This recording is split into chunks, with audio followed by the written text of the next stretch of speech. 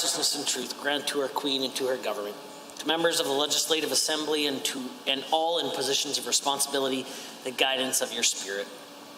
May they never lead the province wrongly through love of power or desire to please or unworthy ideas, but setting aside all private interest and prejudice, keep in mind their responsibility to seek to improve the condition of all.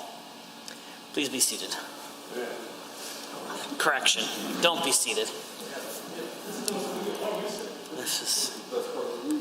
Honourable members, we will now be led in the singing of God Save the Queen by Ms. Brooklyn Allard in observation of the COVID-19 public health guidelines as outlined by Dr. Dina Henshaw. Please refrain from joining her.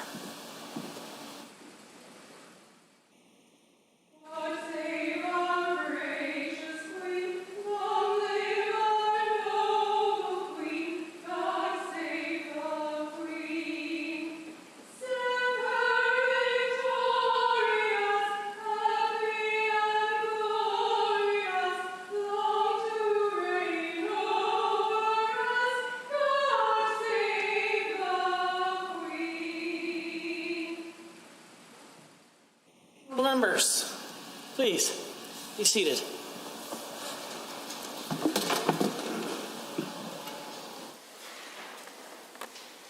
Introduction of visitors, introduction of guests, ministerial statements, member statements. The Honourable Member for Calgary Mountain View.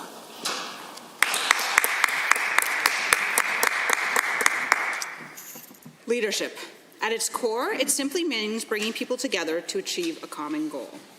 There are some pretty different views on it, but one thing is clear. In a crisis, it's critical, which is why it's so hard to see the people of this province face this crisis without it, because I can feel it.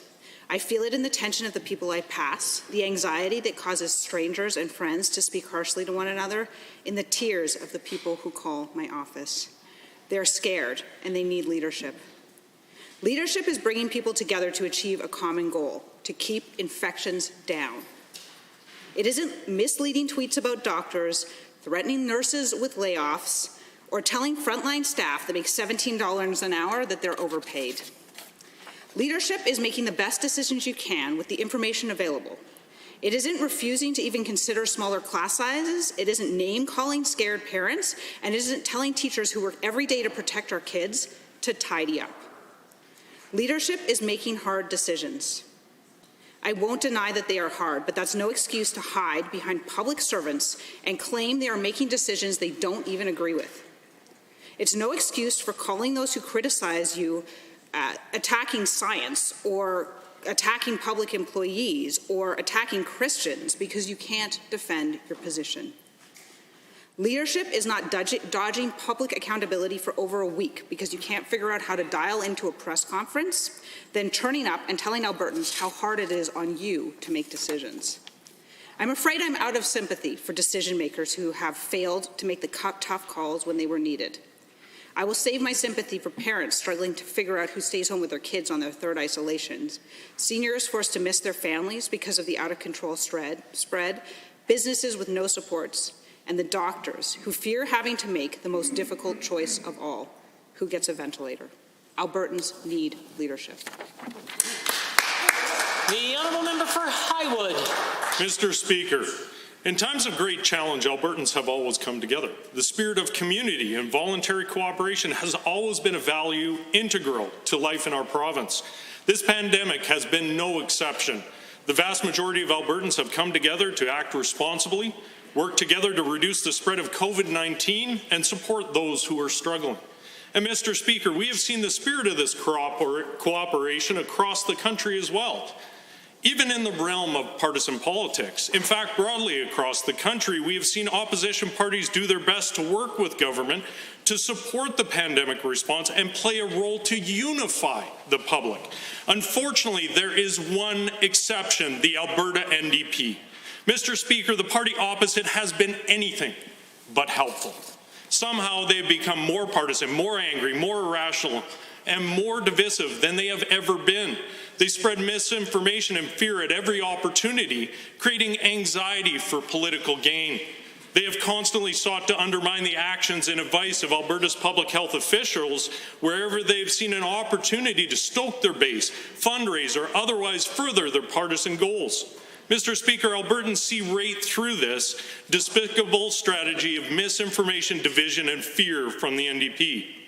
Just last night, I was watching the news where I heard the media ask the question, quote, "Is this just a chance for the opposition, an opportunity where they can try to hit the government with?" The question was posed to political science professor Dwayne Bratt, who said, quote, "Oh, absolutely, and they know better." Professor Bratt went on to say they're playing partisan games here to put pressure on the government. So, Mr. Speaker, maybe it's time for the opposition, and more importantly, the leader of the opposition, to stop doing what's in the best interest of the NDP and start acting in the best interest of Albertans. The Honourable Member for Central Peace. Last night, the Canadian Parks and Wilderness Society hosted an online town hall to discuss what they called the future of Alberta parks. Event organizers claimed that Alberta parks are being sold, privatized, and developed for industry. They repeated their ludicrous theory that Alberta's parks and landscapes would be made available for coal development. Mr. Speaker, nothing could be further from the truth. The Environment Parks Minister has repeatedly gone on the record in this chamber and in the media to dispel these rumours that have been spread by the NDP and many environmental NGOs. So why did CPAWS hold a town hall in the first place if Albertans will still be able to use and enjoy our provincial parks going forward? A quick listen to the event proves informative. The event hosts repeatedly call for Albertans, many of whom are already struggling through worst economic crisis in nearly a century, to, quote, donate what you can to support the campaign. This so-called town hall was a fundraising exercise, plain and simple.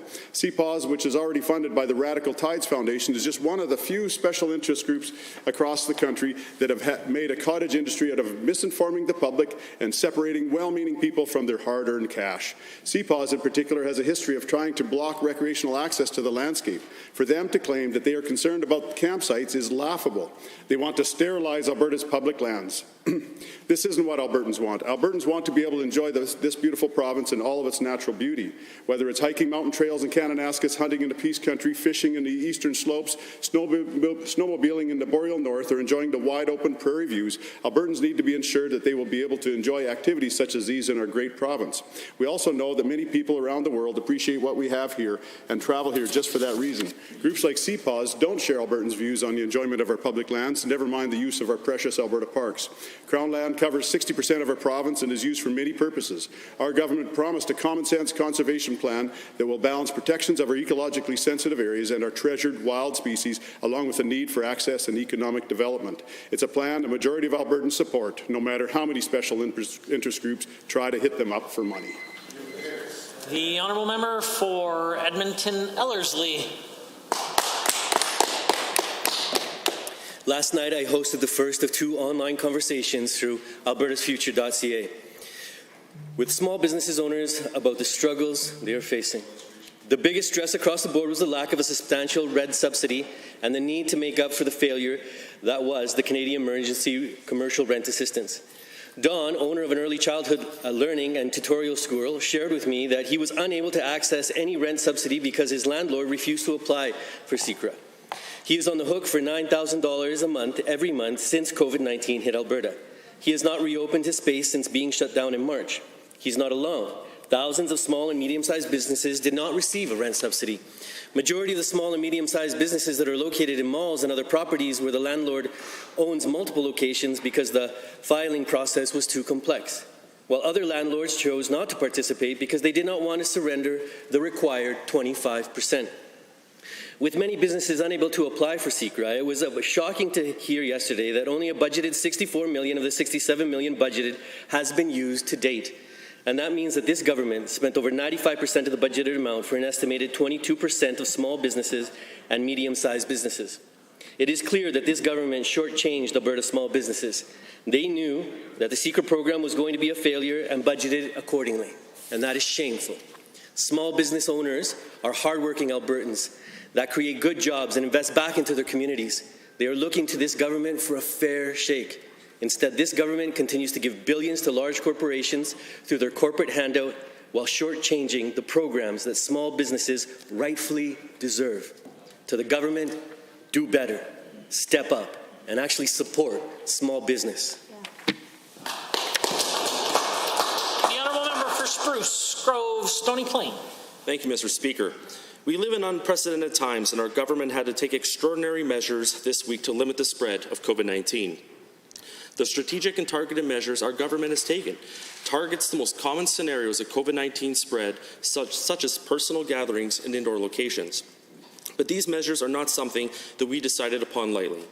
Many people will be dismayed that they cannot see people outside of their household for the next few weeks in an indoor setting, and I understand that dismay. I also worry about the impacts that these measures have on mental health. I'm especially worried about young adults and teens, many of which have been under extreme stress and dealing with mental health challenges before this pandemic began. As a father of 2 boys, I've seen the impacts that COVID-19 has had on their social lives, their personal relationships, and extracurricular activities.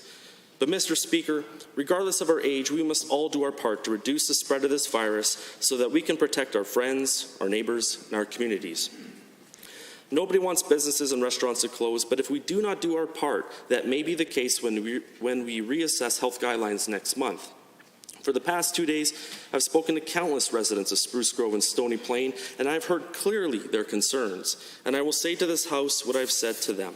Please follow the rules that were put in place. Our families, our homes, and livelihoods depend on it. We must put the health of others above our own personal opinions and desires and do what we need to do to ensure that this virus does not overwhelm our health system and cause more undue hardship to our communities. And above all else, we need to ensure that the lives and livelihoods are protected. And although we may have different opinions of COVID-19, I have hope that as we work together and follow the guidelines of our Chief Medical Officer of Health, Dr. Dina Hinshaw, we will get through this because we are all in this together. Thank you. The Honourable Member for St. Albert.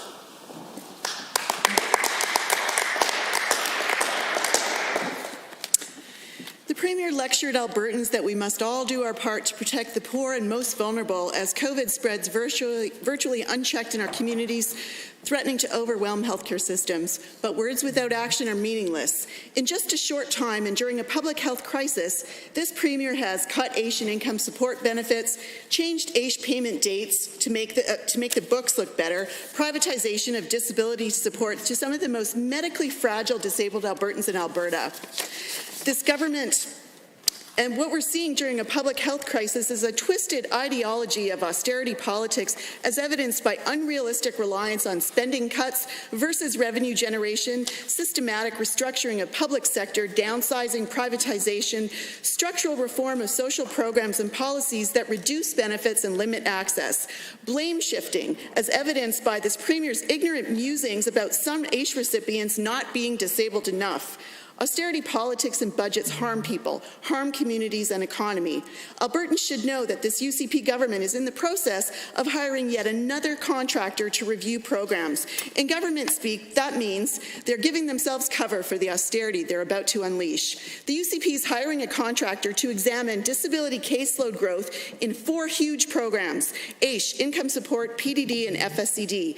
These programs support over 150,000 Albertans with low incomes or with disabilities. According to government documents, this new review will start next week and be completed by December 23rd. The review will not include anything other than reviewing internal documents, data, and interacting with officials. No real consultation. Again, make no mistake, this is the UCP giving themselves cover to introduce further austerity on vulnerable Albertans who already struggle with abject poverty and barriers to inclusion. Yet again, we see evidence of the dangerous ideology of this race to the bottom Premier whose actions do not match his words. I suspect history won't be kind. The Honourable, the member for Livingston-McLeod. Thank you, Mr. Speaker. You know, since the pandemic began, there's been a marked increase in interest for families wanting to move to my riding of Livingston-McLeod. This is especially true in communities like Nanton, where the house market is booming. The need to distance has demonstrated how easily some occupations can be transitioned to online working, and has given people the opportunity to live their small-town dreams. It was once said to me that all the cars are in the city, but all the good parking is in the country. We have plenty of open spaces, we have fantastic schools and other amenities. My riding is absolutely brimming with desirable qualities, but there's one big issue we struggle with, and that's rural broadband. Let me say it again, broadband. Rural areas across this great province, just like in rural areas across Canada and the United States, are at a disadvantage because of the lack of a digital infrastructure. This impacts nearly all aspects of business and life in my riding on some level. The lack of digital infrastructure of high-speed internet affects farmers and their families. Agricultural technology has advanced greatly in the last decade, but if the infrastructure isn't there, farmers cannot fully embrace these advancements. The lack of broadband negatively impacts advancements in agri-food production and deters investment in rural Alberta. Investment and job opportunities in towns in my riding are also hindered by this. Where I live, being online for work or for fun can be painful, and folks wonder if we will ever see an improvement, as large telephone companies seem to feel that there is no financial benefit to providing broadband to these smaller communities. The lack of broadband hurts our ability to be competitive in this modern world, which is why the ongoing work done by this Alberta government to address this has been so important. The pandemic, with all of its negative impacts, has shown us some positives, one of which is people now see the possibility of living in small-town Alberta while working remotely. We must capitalize on this opportunity by continuing to bring all levels of government to the table and private business to the table to address this current gap in broadband infrastructure. The Honourable Member for Camrose. Well, thank you, Mr. Speaker. This year has been a hard year for all of us across Alberta and Canada.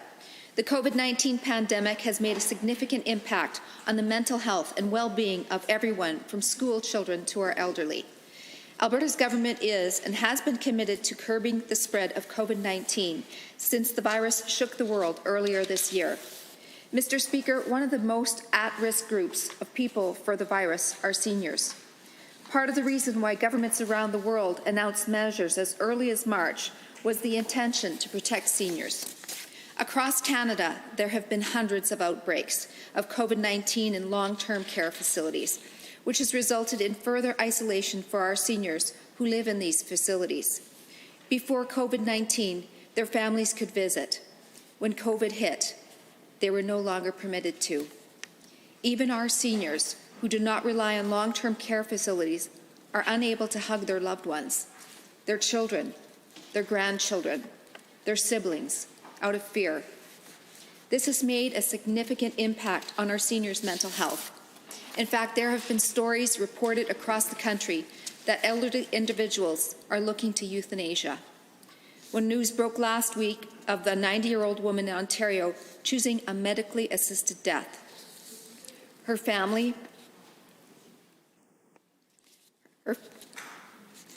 said she chose it after she declined so sharply during a lockdown that she didn't want to go through more isolation this winter. No senior should have those thoughts go through their mind because of global catastrophe. Now more than ever, we need to all be resilient. I want our seniors across the province to know that we are here for them. To all Albertans, call your seniors, send them letters. Do whatever needs to be done in a safe, physically distanced manner. You could save a life. The Honourable Member for Lacombe-Ponoka. Mr. Speaker, opioid addiction is a rapidly growing tragedy for many Albertans, claiming 450 lives in the first half of 2020, some from rural communities. Drugs drive disconnection. Treatment and recovery creates reconnection with a community of care. Distance and lack of access to local services disadvantages rural Albertans. Seeing this, Dr. Nathaniel Day started the virtual opioid dependency program. A completely virtual opioid dependency program is feasible and demonstrates positive clinical and functional outcomes for clients who might not otherwise have access to treatment. Dr. Day and his team use phone, telehealth, text, and Zoom conferencing to reach everyone seeking treatment, especially in rural Alberta. The program offers same-day medication starts, a transition to a treatment provider where possible, or all virtual ongoing care where no provider is available. The Health Quality Council of Alberta recognized the program with the 2020 Patient Experience Award. Dr. Day recently reported at the International and Canadian Society of Addiction Medicine that VODP is delivering excellent results. More people are recovering, saving lives, increasing access at a minimal cost to government. This program works. Since 2017, the program grew from 201 patients to 1,225. Communities served from 43 to 176, while wait times have declined from 6 days to 0. VODP reports accidental overdoses have fallen from 39 to 11% over 1 year. Suicide attempts went from 35 to 10%, and emergency room visits dropped over the same period. It works so effectively that they have outgrown the space at the Centennial Centre for Mental Health and Brain Injury in Panuca. The municipality has written asking for a solution. I appeal to the appropriate ministries to find a facility for this great program, and thanks to Dr. Day and the virtual opioid dependency program, more Albertans are getting the help they earnestly need, and I applaud the Alberta government's support of $4 million over 4 years to provide an excellent solution to a tragic problem. Honourable members, oral question period, and the Leader of Her Majesty's loyal opposition has the call.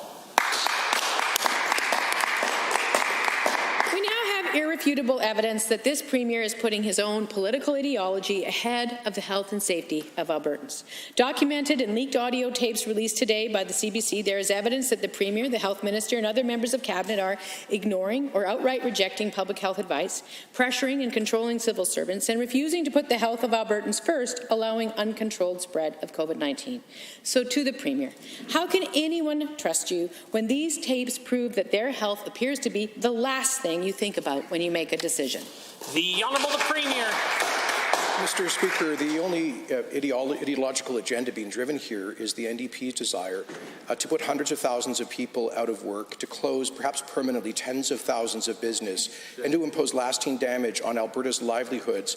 Our government instead is taking on board the expert public health advice that we receive. Of course, we have to balance that with the broader social, economic, mental, emotional, and physical health concerns, as our Chief Medical Officer has pointed out, because ultimately, Mr. Speaker, it's the elected representatives of the people of Alberta who must make these very difficult decisions.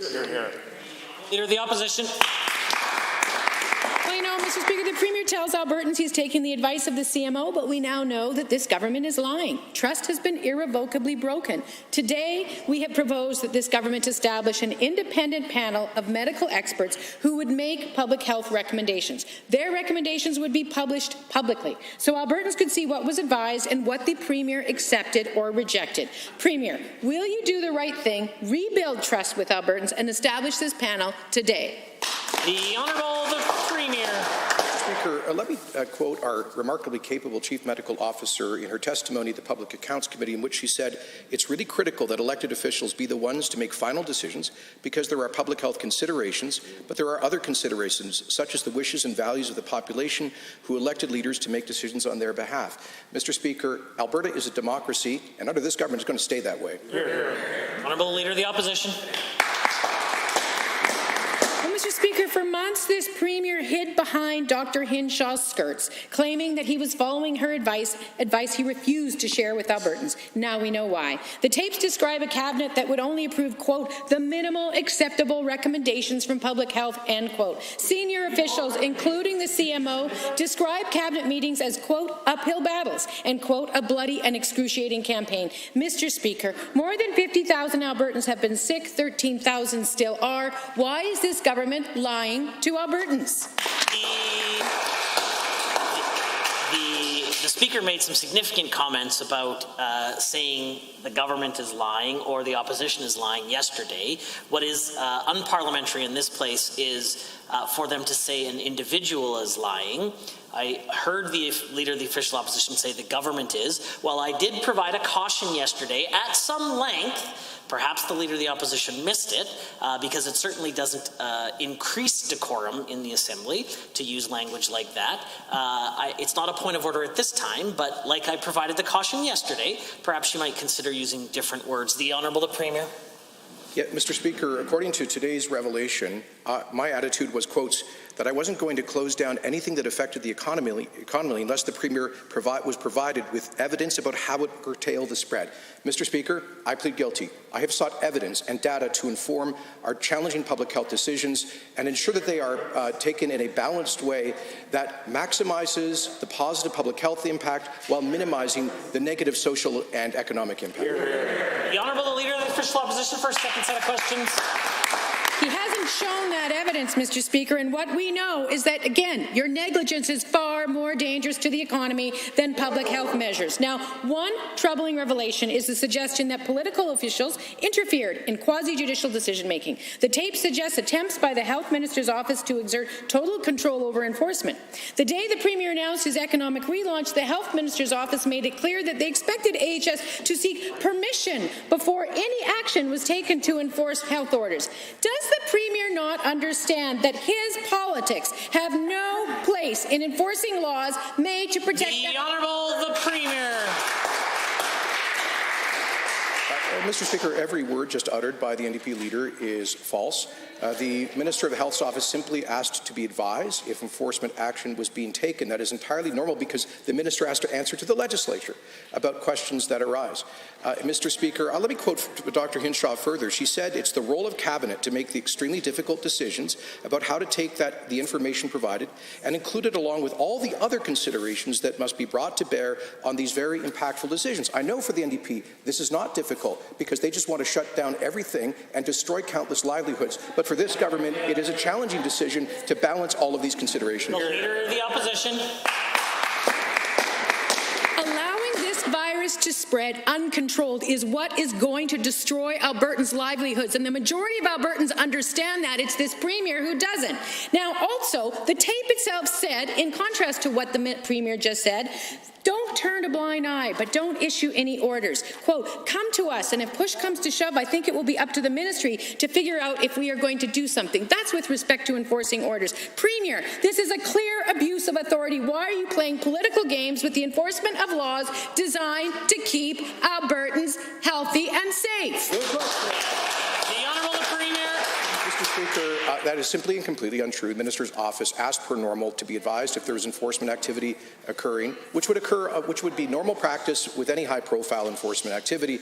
Mr. Speaker, you know the shocking lead of the CBC story to which the NDP refers says that I asked, again, I plead guilty, Mr. Speaker, I'm sorry, I asked to get pros and cons on serologic testing. Yes, Mr. Speaker, I actually asked for additional information to inform important cabinet decisions. The Leader of the Opposition. The CMO is on tape. Quote, they don't want us to enforce anything. They just want us to educate. No enforcement. In Alberta, we have 62 enforcement actions. Meanwhile, BC has 700 actions and 51,000 inspections. To the Premier, why would you pass public health orders and then direct that they not be enforced? Don't you realize that in doing this, you are risking the lives and livelihoods of Albertans throughout the province? The Honourable the Premier. No such decision has been, no such directive has been made, Mr. Speaker, and that is categorically false.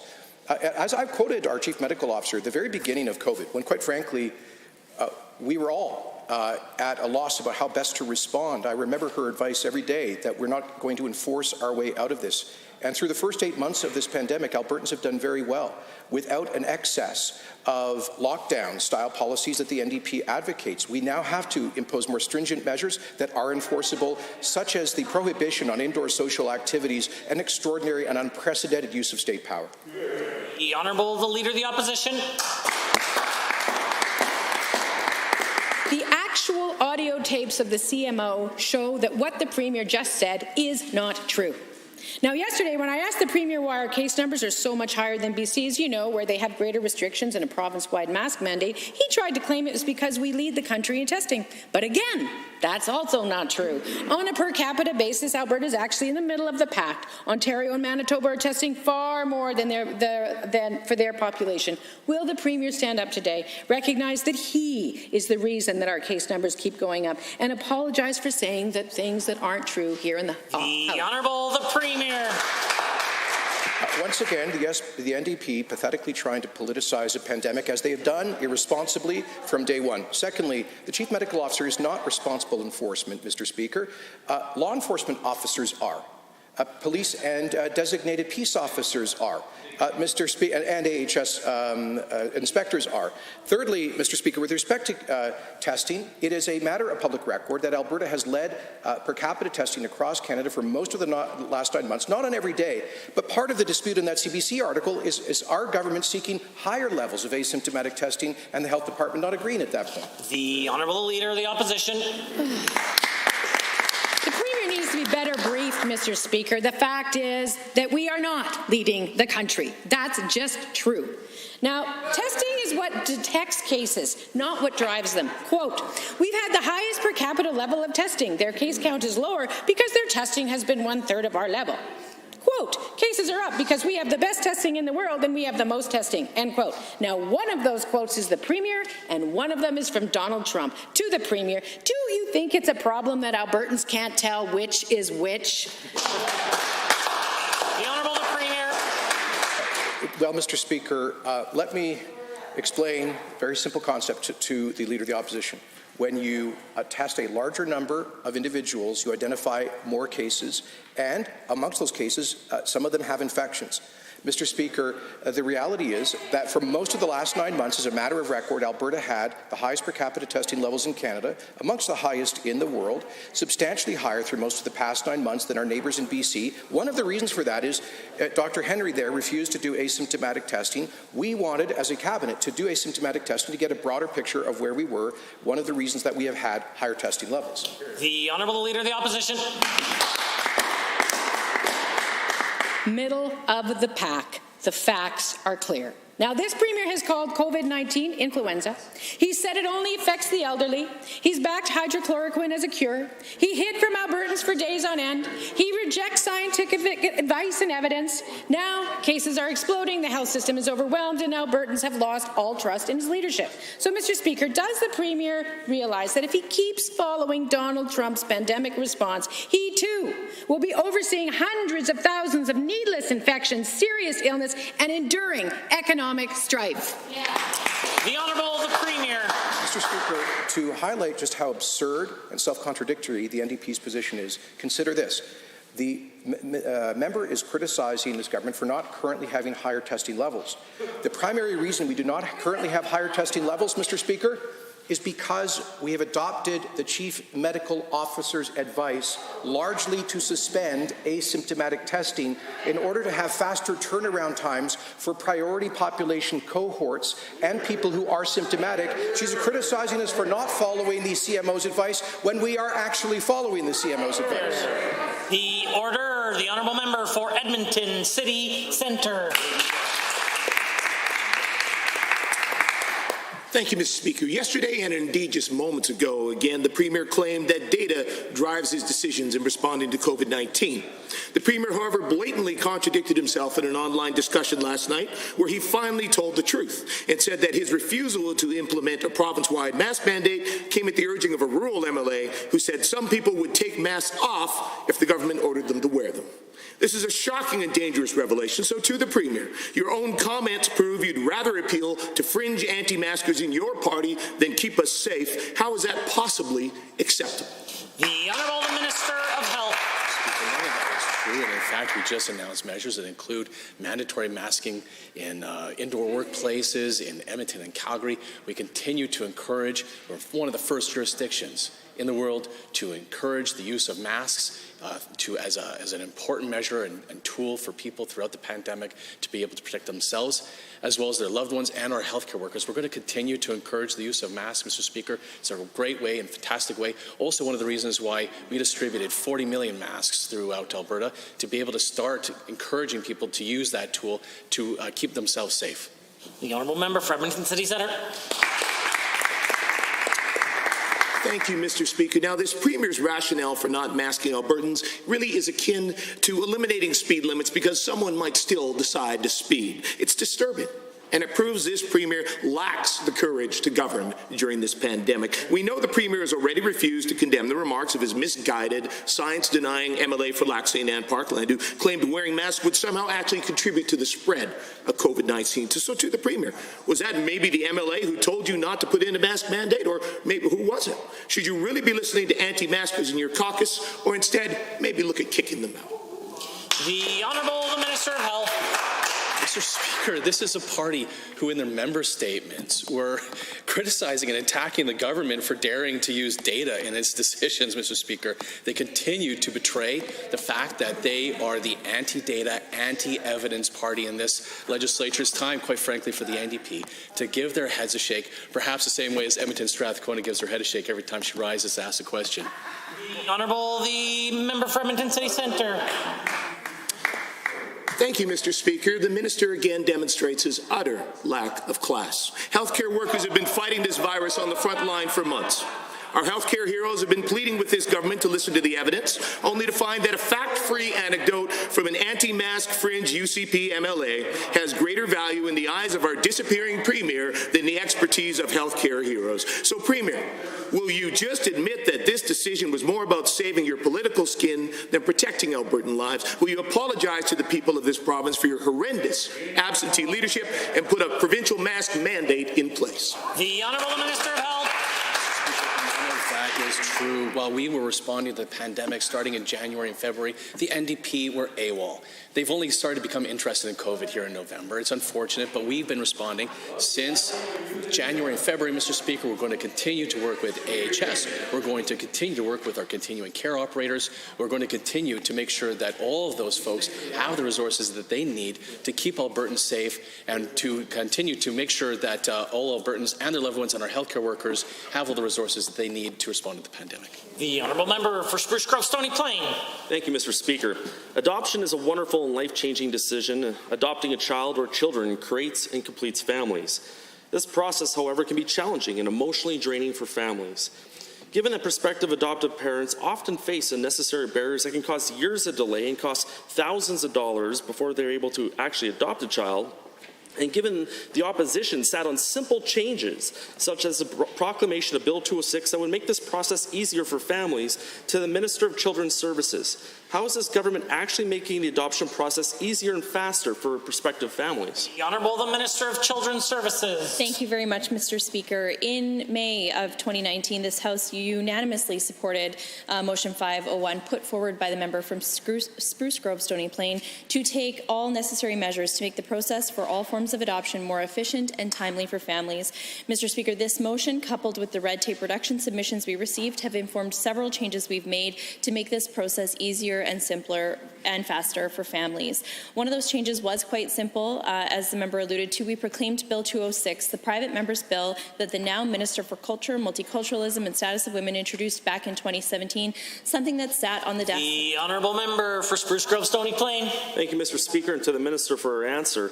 Given that there are a relatively small number of adoption agencies in Alberta, and just last year one of them went bankrupt, and given that this disrupted the adoption process for many families in Alberta, causing even further delays in their adoption journey, can the Minister of Children's Services please inform this House what her plans are to ensure prospective adoptive parents are protected and supported? Honourable the Minister of Children's Services. Thank you very much, Mr. Speaker. And I can tell you that that situation mentioned by the member absolutely broke my heart. I can't imagine the disappointment that these families went through as they were going through their adoption journeys. The ministry followed all policy, regulatory, legislative requirements, but it did identify an area where I thought we could provide better transparency to support these families, like requiring adoption agencies to inform clients within 10 days of any conditions placed on their license. This is something, Mr. Speaker, that has been respected by potential adoptive parents. The Honourable Member. Thank you, Mr. Speaker, and to the Minister for her answer. Given that current adoption processes have made it very difficult for individuals who have already been adopted to reconnect with their birth families, and given that these processes have also prevented them from accessing their own biological information to the same minister, how is this government supporting individuals who are facing these information barriers? Minister of Children's Services. Thank you, Mr. Speaker. Bill 48, recently introduced here in the House, will reduce red tape, but also remove barriers in adoptions. Some of the proposed changes will increase the amount of information that can be shared with adoptees and their families, and will clarify and expand information regarding their history. Families across Canada are increasingly finding ways to connect with their biological families. That's things like 23andMe, Ancestry.com. We're going to make it easier through our processes to make that quicker, faster, not only for families right across Alberta, but in examples, for example, of 60 Scoops survivors, so they can reconnect with their culture and their families. The honourable member for Edmonton Millwoods has a question. Mr. Speaker, more than 200 days ago, in the early days of this pandemic, the federal government developed a $3 billion program to support frontline heroes during COVID-19. The money was for nurses, emergency responders, social workers, retail workers, and others. These are people putting themselves in the path of COVID-19 to keep providing Albertans with the services they need. To access this important program, there was only one string attached. Provinces would have to kick in 1/4 of the funding. To the Minister of Finance, why hasn't Alberta taken full advantage of this program to support frontline heroes? The Honourable Minister of Finance, President Treasury Board. Well, thank you, Mr. Speaker, and I too want to acknowledge the very difficult workplaces that so many employees and workers attend to every day during the pandemic. Mr. Speaker, our government did provide wage top-ups for healthcare aides working in contracted long-term care and designated supported living facilities as they work to combat COVID-19, and we continue to work with the federal government on funding agreements under the federal wage top-up program. Honourable member for Edmonton Millwoods. Given that the minister would rather insult workers with smears in his fiscal update than provide them with hard-earned COVID top-up pay for providing essential services during the pandemic, and given that based on population, we suspect that Alberta's cut of the federal money should be around $300 million. That's $300 million that should already be in the pockets of Alberta's pandemic heroes. And given that the minister's acknowledgement of their hard work will not put food on the table, to the minister, are you really going to leave $300 million on the table in Ottawa just because you'd rather demonize our frontline heroes than supporting them during the greatest health crisis we've ever faced? The Honourable Minister of Finance. Mr. Speaker, I categorically reject the assertion in the member's question on our view of public sector workers. We appreciate the great work our public sector is doing each day in delivering to Albertans. And as I mentioned, Mr. Speaker, our government did provide wage top-ups for healthcare workers in long-term care facilities, and we continue to work with the federal government on funding agreements under the federal wage top-up program. The honourable member. Mr. Speaker, given it's been 200 days and given this minister has pretty words but no money behind it for these workers, given they openly reject mask mandates that would protect frontline workers, given that they've planned to fire 11,000 health workers, given they've described public sector workers as being little more than a drain on the economy, and given that we all know the pain and suffering, financial and emotional, that Albertans are going through, to the minister, how can you justify not investing and caring for the very heroes among us who are caring for us in our greatest time of need? Minister of Finance. Well, thank you, Mr. Speaker. Again, Mr. Speaker, we're working with the federal government on additional programs for federal wage top-ups of employees that are working in very challenging environments. And I want to again acknowledge that there are employees across the province that are working in challenging environments due to COVID. But, Mr. Speaker, one thing we agree on with the members opposite is in our respect for public sector workers. Where we differ, Mr. Speaker, is folks on this side of the House also respect taxpayers. The Honourable Order. The Honourable Member for Edmonton Millwoods had her opportunity. It's now the Honourable Member for Edmonton Manning in the official opposition House Leader's turn. Thank you, Mr. Speaker. The Premier claims he relies on data and public health advice decisions on how best to combat COVID-19. Clearly, the media story emerging today and the Premier's own words on why he refused a mask mandate made it clear that that's not the case. The truth is that contact tracing has collapsed. The source of more than 85% of the new COVID-19 cases is unknown, and we aren't even tracing cases that go back more than 10 days. So to the Premier, how can we possibly believe your claims that COVID-19 isn't being spread in places like schools and restaurants when the truth is you have no idea where these viruses is coming from? The Honourable Minister of Health. Well, the answer, quite simply, Mr. Speaker, is because the idea that all of a sudden in 2 weeks we would have 9 months of data being flipped around and inverted completely is completely insane. But let me speak a little bit more about this CBC story. It's quite frankly, Mr. Speaker, a crude political attack. It discloses nothing. It adds nothing to the discussion. I'm concerned about it for one reason only, that it violated Dr. Hinshaw's confidence. It embarrassed her. I called Dr. Hinshaw this morning to tell her that she has nothing to apologize for. Unlike the coward who secretly recorded her, Dina Hinshaw is an outstanding public servant, and I'm proud of her, Mr. Speaker. The Honourable, the Leader of the Official Opposition House Leader. Thank you, Mr. Speaker.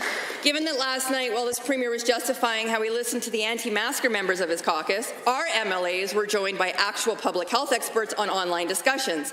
And given that Dr. Joe Vipon, an emergency room physician at Rocky View General Hospital in Calgary, told us COVID-19 is spread in situations where people are indoors, in close contact with others, for a long period of time without a mask. And given that Dr. Vipon said those are the conditions in restaurants, casinos, and bars, again, to the Premier, are you really expecting Albertans to believe you? The Honourable, the Minister of Health. Mr. Speaker, I'm not asking Edmonton Manning to believe Premier. I'm asking her to believe the evidence. 9 months of evidence, Mr. Speaker, where we've had an enormous amount of information that's very Alberta-specific, and we're going to continue to listen to that evidence. We're going to continue to use that. It's going to inform our public policy decisions, Mr. Speaker, and we're going to continue to listen to the advice of our public health officials as they continue to help us in the response to the pandemic. Honourable Member for Edmonton Manning. Well, thank you, Mr. Speaker. Given that none of us want to see restaurants close or more people to lose their jobs, but given that small businesses I hear from during a conversation we hosted online last night said their biggest fear was being closed without any support. And given that the Premier can't even listen to medical experts who suggest that restaurants, bars, and casinos are likely places to transmit COVID-19, and given that he would accept those facts, we would probably get to the real business of developing actual supports for businesses to help them pay their bills. Again, will you help them? The Honourable, the Minister of Health. Mr. Speaker, the only help that the NDP have offered those 13,000 businesses, 175,000 Albertans work for them, is to shut them down. That's exactly what Edmonton Strathcona said on the radio this week that she would do. She would shut them down, Mr. Speaker, and she would ignore, quite frankly, the data. This is a party who said in their member statements that they are attacking this government for listening to data and using data to make its public health, its policy decisions. But why would we be surprised at this behavior from the NDP, Mr. Speaker? The Honourable Member for Lacombe-Panoka is next. Thank you, Mr. Speaker. Agriculture and ag research are important to the lives and the economy of residents of Lacombe-Panoka. Ag research is the exploration of improved farming methods, plant protection, better management of resources, or even efficient marketing. Agricultural research is essential to the success and innovation of ag producers and value-added processors across Alberta. The Ministry of Agriculture and Forestry has made a recent policy change regarding this research. Can the Minister explain the policy change known as results-driven agricultural research and why the Ministry moved in this direction? The Honourable, the Minister of the Government House Leader. Well, thank you, Mr. Speaker, and I appreciate the question from the Honourable Member. The Minister of Agriculture is doing a great job. I didn't hear the full question. It was so loud in here with the NDP heckling, I could not fully hear it. But what I want to encourage everybody while I wait for the supplemental is to take time to watch the Minister of Agriculture and Forestry's great Christmas tree video on his social media. The Honourable, the Member for Lacombe-Panoka. Thank you, Mr. Speaker, and thank you to the Minister. Given that the Lacombe Research and Development Centre has been a part of the Lacombe agricultural community for almost 115 years, and given that this research centre employs 103 people and many others since it opened, including my grandmother in the 1940s, and given that it has contributed to the advancement of livestock and meat production, integrated crop production, and even honeybee health and management, could the Minister please inform the constituents in my riding what role the Lacombe Research Centre will play in the future under the results-driven agricultural research mandate? The Honourable, the Government House Leader. Well, Mr. Speaker, as part of our transition to RDAR, the Field Crop Development Centre and Barley Breeding Program has moved over to Olds College. For over 100 years, Olds has been the go-to school for people looking for hands-on, agriculture-focused learning. Our government invested $10.5 million over 3 years to fund the barley and breeding programs and field crop development centres at Olds College. The college will take ownership of the program, providing the capacity to support more world-leading research and new teaching opportunities? Mr. Speaker, great question. It was good to hear it. I'm glad the NDP stopped heckling long enough that I could hear it. The Honourable, the member for Lacombe-Panoka. Thank you again to the Minister for his response that given one of my constituents has a business that is developing specialty dog foods, and given that he has been working with the Food Science and Tech Centre located in Brooks, and given that this centre has been closed, and given that my constituent is worried this may cost him business due to lacking a facility that will test his product, can the Minister please inform my constituent and others if research like this will be conducted elsewhere so that they can get the assistance that they continue to need? The Honourable, the Government House Leader. Well, thank you, Mr. Speaker. We are focusing all of our efforts around food science and into our facility in Leduc. We will be working with the pet food companies that have been impacted to try and find a co-packer and assist them through this transition.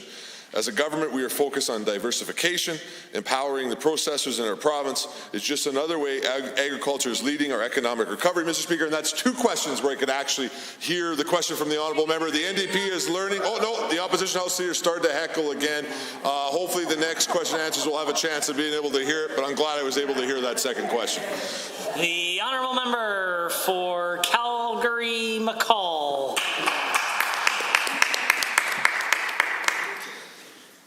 Thank you, Mr. Speaker. Alberta needs decisive action against COVID-19, which is spreading out of control.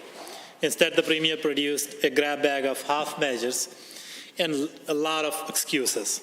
One of those is that the Charter of Freedom and Rights prevents him from acting, but the Charter explicitly allows emergency action when they are demonstrably justified. Hundreds of Albertans are dead, 13,000 are infected with COVID-19. To the Minister of Justice, if this doesn't justify action, what does? The Honourable, the Minister of Justice. Thank you, Mr. Speaker. Mr. Speaker, here you go again with the members opposite. Yes. Right from the beginning, all they have done is to politicize the government of Alberta's response to a pandemic, the likes of which we have never seen in a generation. Mr. Speaker, this is the only opposition party in all of North America that have sought to demonize our public health care experts, demonize government response. Mr. Speaker, it is time for the NDP to cut it. Order is noted at 2:22. The Honourable, the member for Calgary-McCall. Given that Professor Kathleen Mahoney, a human rights lawyer at the University of Calgary, says the Premier failed to do enough to protect life, liberty, and security of the person in Alberta, and given that the only lawyer arguing against keeping people safe is John Carpe, the far-right anti-mask extremist, why isn't the Minister of Justice telling the Premier to protect Albertans from COVID instead of protecting his vulnerable political career from John Carpe? The Honourable, the Minister of Justice and Solicitor General. Thank you, Mr. Speaker. Mr. Speaker, despite this second wave of the pandemic, I am exceedingly proud of the government response from day one on this pandemic.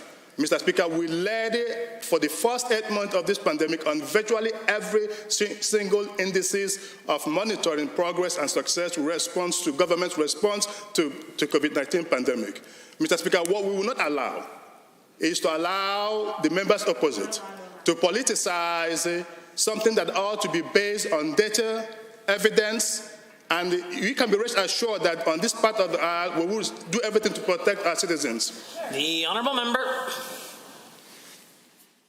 Given that Avnish Nanda, an expert in constitutional law at the University of Alberta, says that this Premier's charter claims are just political bluster, and given that Premier across Alberta of all political stripes have already taken far more decisive action to protect families and businesses in their jurisdictions, to the Minister of Justice, will you tell the Premier to stop hiding behind the Charter, stand up and take real action to save lives and livelihoods in Alberta?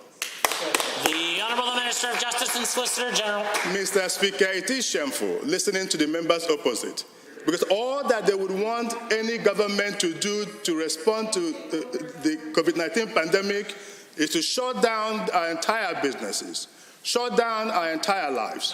Mr. Speaker, you know what that will do? That will cause more havoc and more disaster for the people of Alberta, and we will not allow the NDP to get away with that. And that will never happen so long as this province is under our management. Thank you, Mr. Speaker. The Honourable, the member for Calgary Mountain View. Yesterday, Calgary received more somber news. Imperial Oil will be laying off 200 workers. Exxon Canada is laying off an additional 100 staff. Imperial has already laid off 450 contractors during the year. That's 750 jobs. This comes in addition to the thousands of layoffs we are seeing at Suncor and as the result of the Cenovus-Husky merger.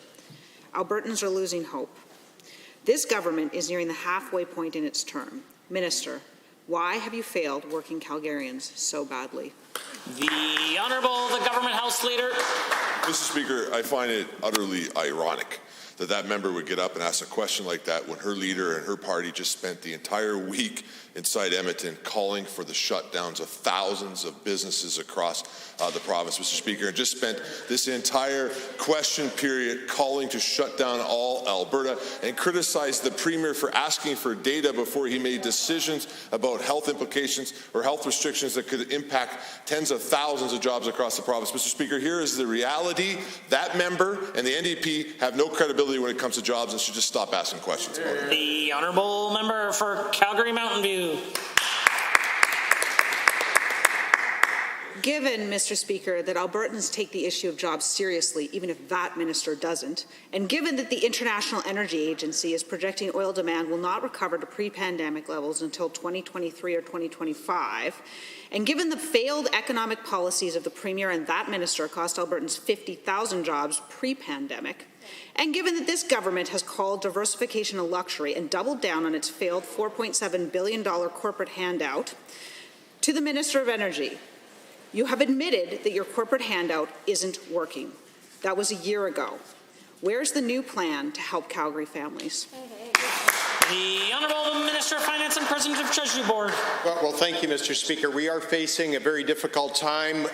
We've witnessed an unprecedented collapse in energy prices. We're experiencing a massive contraction of the global economy, and we're dealing with a pandemic, Mr. Speaker. That's why we brought in Alberta's Economic Recovery Plan. But, Mr. Speaker, when the members opposite governed, their policies, their economic policies, sent tens of billions of dollars of capital out of this province, and with it, hundreds of thousands of jobs and the collapse of thousands of small businesses, Mr. Speaker. That was all without a pandemic.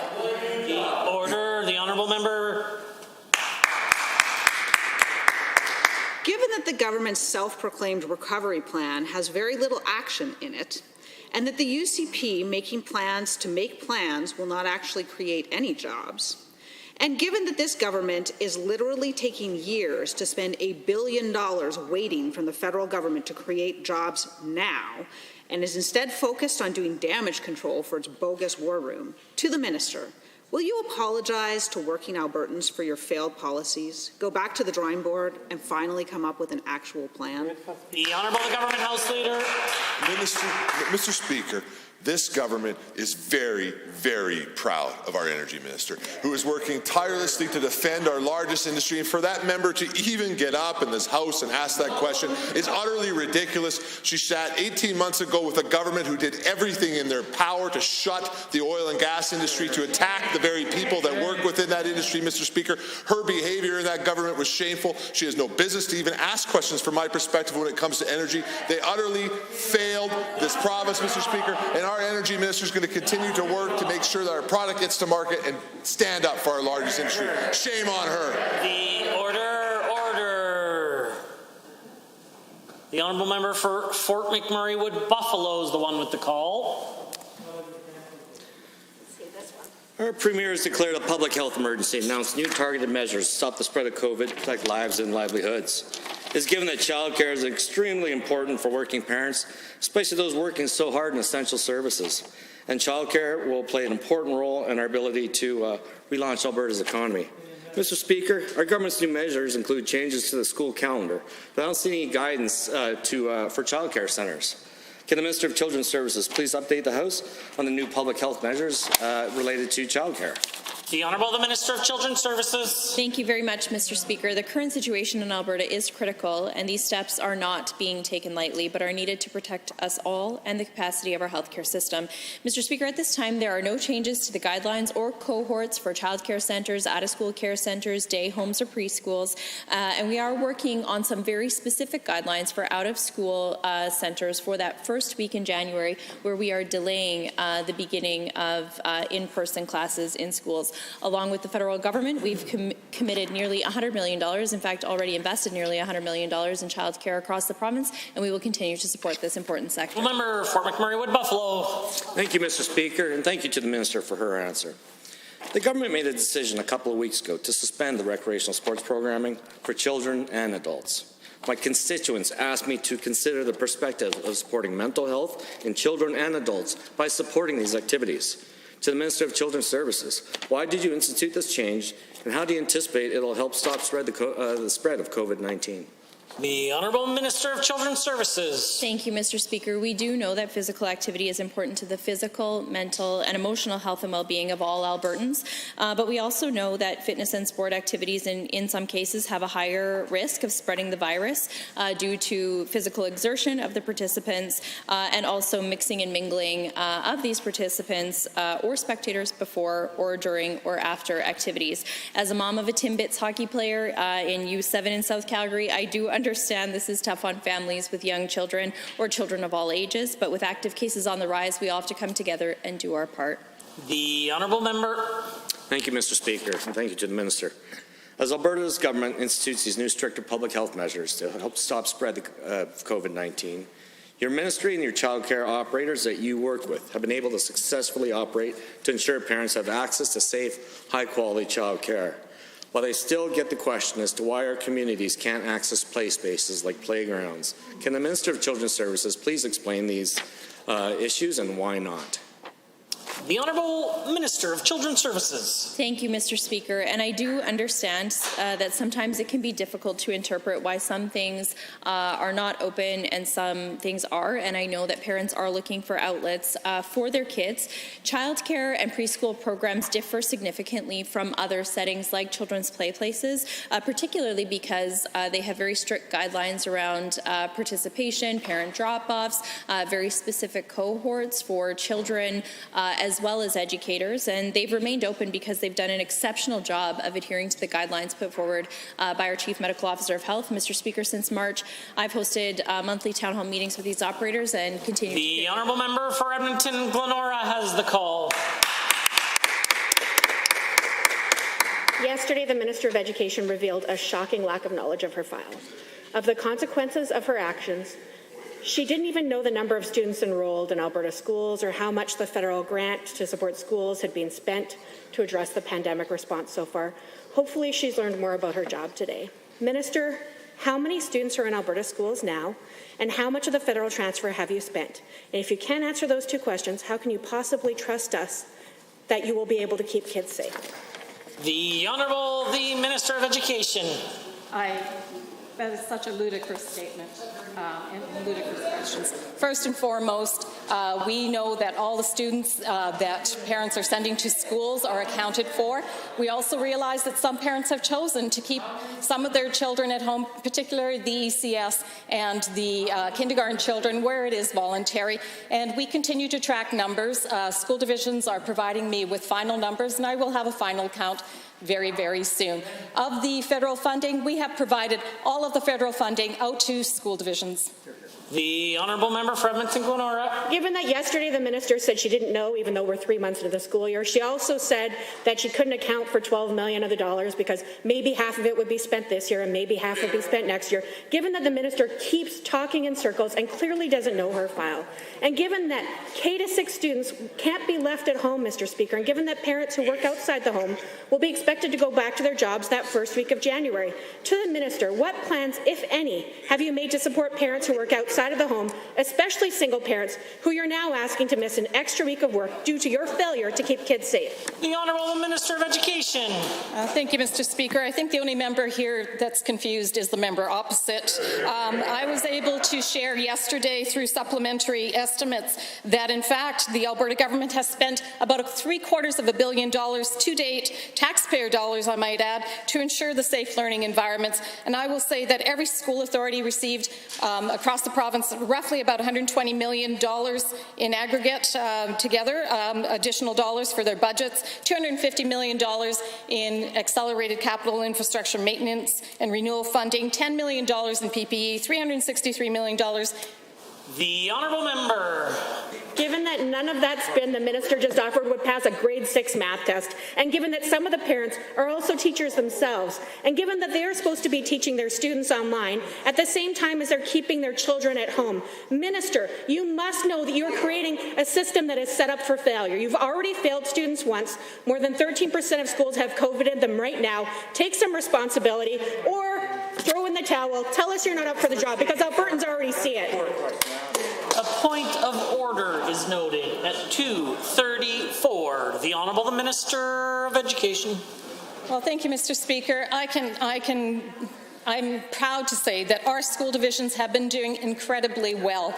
They are managing COVID. In fact, 0.1% of students and staff currently have tested positive to date with COVID. As of today, only 0.1%. That means 99.9% do not have COVID within our schools. The fact that we are taking part as our responsibility in the greater effort to curb the pandemic is something we want to do, absolutely. The Honourable Member for Edmonton Castletown. Mr. Speaker, our artists are essential to our culture. They have dedicated their lives to showcasing their unique talents and skills and provide entertainment for Albertans and Canadians nationwide. To the Minister of Culture, please share with us the specific ways you've helped Alberta artists. How much funding has been put specifically towards helping artists during this incredibly difficult situation? The Honourable, the Minister of Children's Services has risen. Thank you very much, Mr. Speaker, and thank you to the member opposite for the question. I am happy to answer on behalf of my colleague, the Minister of Culture. And specifically, she has said a number of times in this House that the arts and culture sectors are hugely important to Alberta's economic recovery. We absolutely know that when the arts thrive, Mr. Speaker, our province is a better place to live, to invest, and to do business. To help artists through this difficult time, the Alberta government gave $150,000 in a grant to the Alberta Spotlight Online Concert Series, as well as more than $300,000 in Alberta Culture Days grants, supporting many events that paid artists do for their work. Honourable Member for Edmonton Castle-Downs. Given that many artists rely on grants during a normal year, and these grants help them build a career, and given that with the pandemic going on, these grants are now more vital than ever, and given that the second wave will keep entertainment venues closed longer or operating at severely reduced capacity, and given that will only add to the hardship for artists who rely on performances at these venues to help pay for the roof over their head. To the Minister, how many artists will be out of work by the time this pandemic is over, and will you do anything to help them, and if so, what? The Honourable Minister of Children's Services. Thank you, Mr. Speaker, and I do believe that I answered that at the end of my first question. So once again, to help artists through this difficult time, the Alberta government did, in addition to the $150,000 grant to the Alberta Spotlight Online Concert Series, $300,000 was also provided in Alberta Culture Days grants, supporting many events that paid artists for their very important work. Artists and nonprofits can also access Pivot Online, which is an online toolkit for artists and nonprofit organizations to keep their businesses and nonprofit organizations accessible to patrons. Mr. Speaker, the Minister of Culture continues to work with this very important industry and address their needs as we move. Honourable Member for Edmonton Castle-Downs. Given that our creative industries are actually a piece of our future economic puzzle, and given that Alberta can be a powerhouse for future talents, but sadly they've been ignored by the current government and don't have a seat at any UCP table discussing the economy, and given that our NDP caucus will be hosting consultations with artists, venue owners, and many more early in the new year as part of our project to build a new economy for Alberta at albertasfuture.ca. To the same minister, those in our creative industries have powerful input and important voices. Why do you seem bent on silencing them? The Honourable Minister of Children's Services. Mr. Speaker, that is absolutely not true at all. And I do also want to provide some additional information. Artists and culture sector workers in Alberta can access federal supports to help all Canadians deal with the challenges brought forward by this unprecedented pandemic. And Mr. Speaker, another grant program that I do want to address is the Alberta Made Production Grant, which is helping to grow Alberta's screen-based production sector, creating jobs, bringing in investment, and more business opportunities for film industry workers here in Alberta. The grant will help with emerging talent and help our film industry thrive. Order. The Honourable Member for Order. The Honourable Member for Highwood is the only one with the call. Thank you, Mr. Speaker. Bill 47 encompasses several key elements, including changes to occupational health and safety and radiation legislation and changes to the Workers' Compensation Act, which will both bring balance back to our labour laws. It also includes the incredible creation of the Alberta's Heroes Fund. To the Minister, can you please explain the intent behind the Heroes Fund and the impact it will have on the lives of Alberta's first responders and their families? The Honourable the Minister of Justice and the Solicitor General. Thank you, Mr. Speaker, and to the member from Highwood. Mr. Speaker, Alberta's government is following through on its commitment to create the Alberta's Heroes Fund for first responders. Mr. Speaker, there is no higher form of public service than to risk one's life to maintain public safety, and we want to honour that. We want to recognize and honour the noble service first responders provide by increasing benefit to support their families, Mr. Speaker. The fund will provide a one-time tax-free payment of $100,000 to eligible families of first responders who passed away as a result of performing their duties. The Honourable Member for Highwood. Thank you, Mr. Speaker. Given that the Alberta Heroes Fund is meant to improve benefits for the families of fallen first responders, and given that first responders have been there to faithfully serve their communities, and we need to be there for their families in their time of need, to the Minister, will families eligible to receive the money from the provincial program have any of their WCB fatality benefits clawed back? The Honourable the Minister of Justice, Solicitor General. Thank you, Mr. Speaker. Mr. Speaker, the first responders commit their lives to serving their communities, and we must honour their heroic work and ensure their loved ones have the support they need. Our government, committed to ensuring families of Alberta's fallen heroes are supported. And while I wish this fund wasn't needed, we are delivering on our promise to honour them and the sacrifices that they have made. The Heroes Fund is separate from regular workers' compensation fatality benefit. WCB fatality benefit will not be clawed if a family receives the Heroes Fund as well. The Honourable Member. Thank you, Mr. Speaker, and thank you to the Minister. Given that when a family member passes away, it is a very stressful time where the family is grieving and is faced with what feels like an overwhelming amount of paperwork and decisions, and given that Alberta's government is committed to cutting red tape and streamlining processes wherever possible, can the Minister please advise what steps the families of our fallen heroes will need to follow to apply for the Heroes Fund? Thank you, Mr. Speaker. Mr. Speaker, I can assure that there will not be red tape in this process. Families will not have to apply for Heroes Fund payment. WCB will identify eligible families using its fatality claim process and administer the funds. The Heroes Fund will take effect when the legislation passes, and WCB will begin identifying eligible families and administering payments soon afterwards. Families of first responders who have died from April 1, 2020 onward will be eligible for this fund, Mr. Speaker. Honourable members, this concludes the time allotted for oral question period, and in 30 seconds or less, we will return to the daily routine.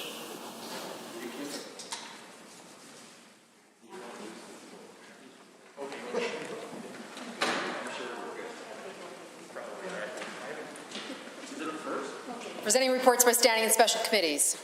Presenting petitions, notices of motions. The Honourable Government House Leader. Thank you, Mr. Speaker.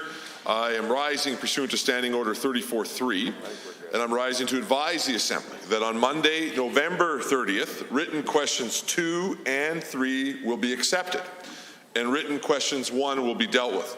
Also on Monday, November 30th, motions for return 6, 12, and 13 will be accepted, and motions for return 1, 2, 3, 4, 5, 7, 8, 9, 10, and 11 will be dealt with.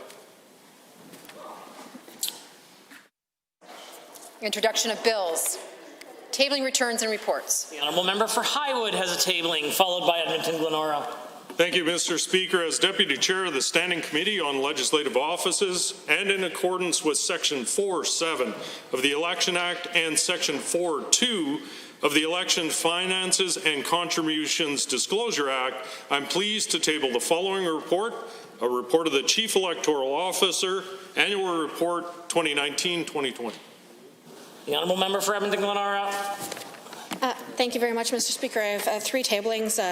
One is a letter from the President of the Canadian Parents for French Alberta branch, Ms. Victoria Wishart, to the Minister of Education, highlighting her deep concerns for the lack of federal funds being passed on to French second language and French immersion, as well as Francophone students in the province of Alberta, accompanied by their media release and the response from the Minister, which is far from fair or addressing the issues that have been highlighted by Ms. Wishart. Are there others? Seeing none. Tablings to the clerk. Deferred divisions. Honourable members, we had a very exciting Thursday afternoon, and as a result, there are at least 4 points of order, and so we will go to those now at approximately 1:55. The Government House Leader rose a point of order. Well, thank you, Mr. Speaker. I rise and I will refer you to House of Commons Procedure and Practices, 3rd edition, page 610, in regards to remarks addressed to the Chair. And it says, and I quote, Mr. Speaker, any member participating in debate must address the Chair, not the House, a particular minister or member, the galleries, or the television audience. Since one of the basic principles of procedure in the House is that the proceedings be conducted in terms of a free and civil discourse. Members are less apt to engage in direct, heated exchange and personal attacks when their comments are directed to the Chair rather than to another member. If a member directs remarks towards another member and not the Speaker, he or she will be called to order and may be asked to rephrase the remarks. In a committee of the whole, members must direct their comments to the chairman or chairperson. Mr. Speaker, this could have been called several times, and it happens to all of us as we've been in the House, Mr. Speaker, but I do think that the remainder of question period and the fact that we are getting ready to argue about 4 or 5 points of orders this afternoon proves that when the Leader of the Official Opposition chose to continually direct her comments directly to the Honourable the Premier, that she created discourse in this House, Mr. Speaker. I'm only going to refer to one in the segment of questions of where I called the point of order. She looked at the Premier and said, I quote, according to my transcript, Mr. Speaker, I recognize that you have the blues, which I will trust more than my transcript, but according to my transcript, she turned to the Premier and said, to the Premier, do you think it's a problem that Albertans can't tell which is which? There's several other examples inside that exchange, Mr. Speaker. When we're dealing with emotional issues inside this House, Mr. Speaker, it is best if we all attempt to put our remarks through the Chair, through you, Mr. Speaker, so that we can try to keep the emotions in this House down for a civil debate to take place. And I would ask, Mr. Speaker, the least that you remind the House of your role, Mr. Speaker, and the need to be able to not directly refer comments to each other. The Honourable, the Official Opposition House Leader. Well, Mr. Speaker, that was not what I thought we were going to be discussing on this first point of order. The irony is real, I think, though, in this conversation, that the Honourable Government House Leader would stand and say that that is a point of order when it was directed at an individual member, when we have historically seen, even more recently, particular members in this chamber that have directed comments that are very unparliamentary at members in this very chamber and then quickly withdrawn those comments and done it again. So I think that there is a matter of dispute around this very point of order, and I mean, I appreciate the Government House Leader's comments, and I would look forward to seeing the Government House Leader and all members of this chamber follow the exact same process. Hear, hear. I am prepared to rule on the first point of order.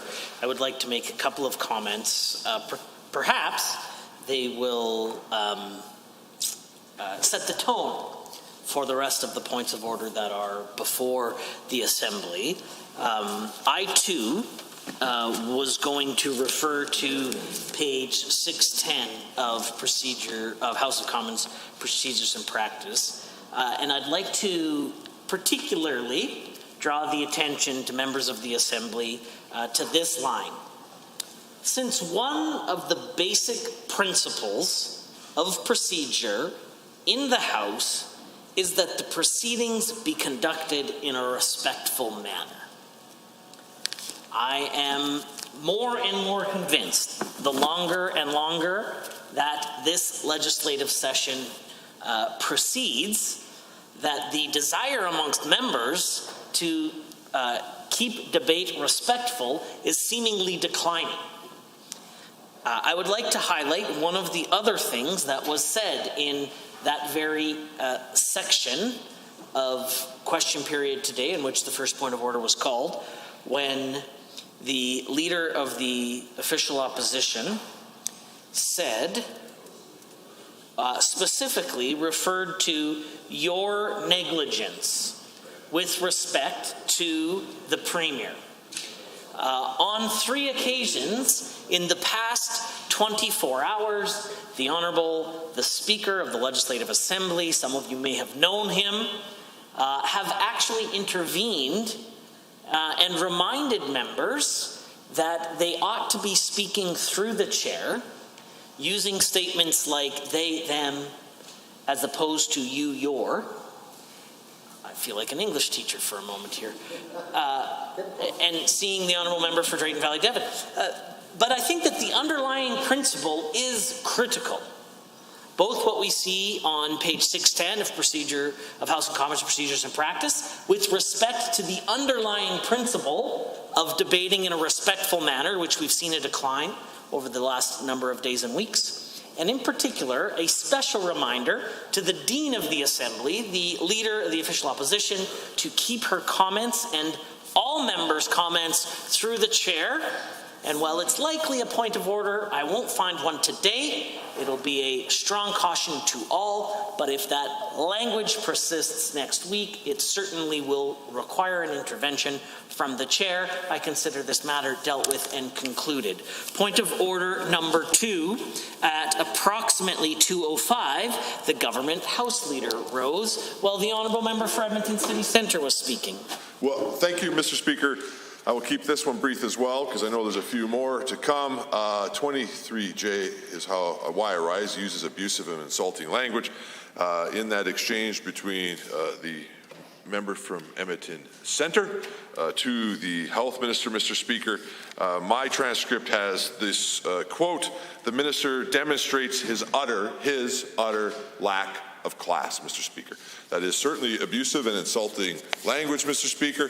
And again, from my perspective, takes away from the debate in this place. I would expect better from the member from Edmonton Centre, and I do hope that we do not see, as the 30th legislature continues to go on, us continue with name-calling about individuals. There is certainly enough business that we must undertake for the people of Alberta that I don't think we need to spend our time calling each other names like we're inside elementary school. The Official Opposition House Leader. Well, again, Mr. Speaker, I think going back to your first point of order and now this piece of comments from the Government House Leader around active class, I believe that if both sides of the House at this point would bring the tone down and acknowledge that maybe the House Leader or the Minister of Health prior to that had made a comment that would have created disorder in this House, and a member may have responded to that. I again do not see that this is a point of order. It speaks to the tone of this chamber as we are right now, and I would encourage the Government House Leader to talk to his members of his caucus about bringing the tone down as well, so we both can work on changing the decorum. I am prepared to rule on the second point of order. The Honourable the Minister of Health said, quite frankly, for the NDP to give their heads a shake, perhaps the same way as the Edmonton Strathconer gives her head a shake every time she rises to ask a question, followed by the Honourable Member for Edmonton City Centre. Thank you, Mr. Speaker. the minister, again, just demonstrates his utter lack of class. Both of the honourable members, didn't speak through the chair and spoke specifically to the member. Well, I'm not entirely sure that either of them in isolation would reach the level of a point of order. I think the Honourable, the official opposition House Leader, has made a very strong point here. And in conjunction with the Speaker's point of order ruling immediately prior, if we raise the level of decorum, I think we would all be well served. And perhaps there's mutual agreement in point of order 3 and 4 that are fairly similar. The Honourable, the official opposition House Leader. Thank you, Mr. Speaker. I would just like to rise on a point of order, trying to create disorder in the House, use of abusive or insulting language of a nature likely to create disorder, which is 23J. Thank you, Government House Leader, for helping me out on that. We have heard yesterday and again today the Honourable Health Minister using the word insane in his responses to the opposition. As a government and as an opposition, I would like to encourage all members, as the Government House Leader is laughing, that when we talk about mental health and addictions and mental health in this province and the fact that we would like to support individuals that are struggling with mental health, using the word insane has a very derogatory comment that insinuates negativity towards individuals and their mental health. And given that it was the Honourable Health Minister that uses it repeatedly, I would like to recommend that the Honourable Member withdraw those comments and maybe refrain from using the word insane. The Honourable, the Government House Leader. Mr. Speaker, I noticed that the official opposition House Leader has not pointed to anything within any sort of House of Commons procedures, Beauchesne's, standing orders, former Speaker rulings, where the word insane is not parliamentary. That, I don't even follow the logic of that within her point of order. Further that, Mr. Speaker, the Honourable Health Minister did not refer to an individual as insane. He said that the question was insane, Mr. Speaker. I've heard some bizarre questions in my time in this chamber. That was one of the most bizarre ones, though from the member from Edmonton Centre, they are fairly bizarre most of the time when he asks them. I've seen lots of bizarre things when I'm inside this chamber, Mr. Speaker, and the Honourable Minister pointing out that something is bizarre that is being asked of him is a far cry from saying anything about any individual, and this is a matter of debate. I appreciate the interventions from both of the House Leaders.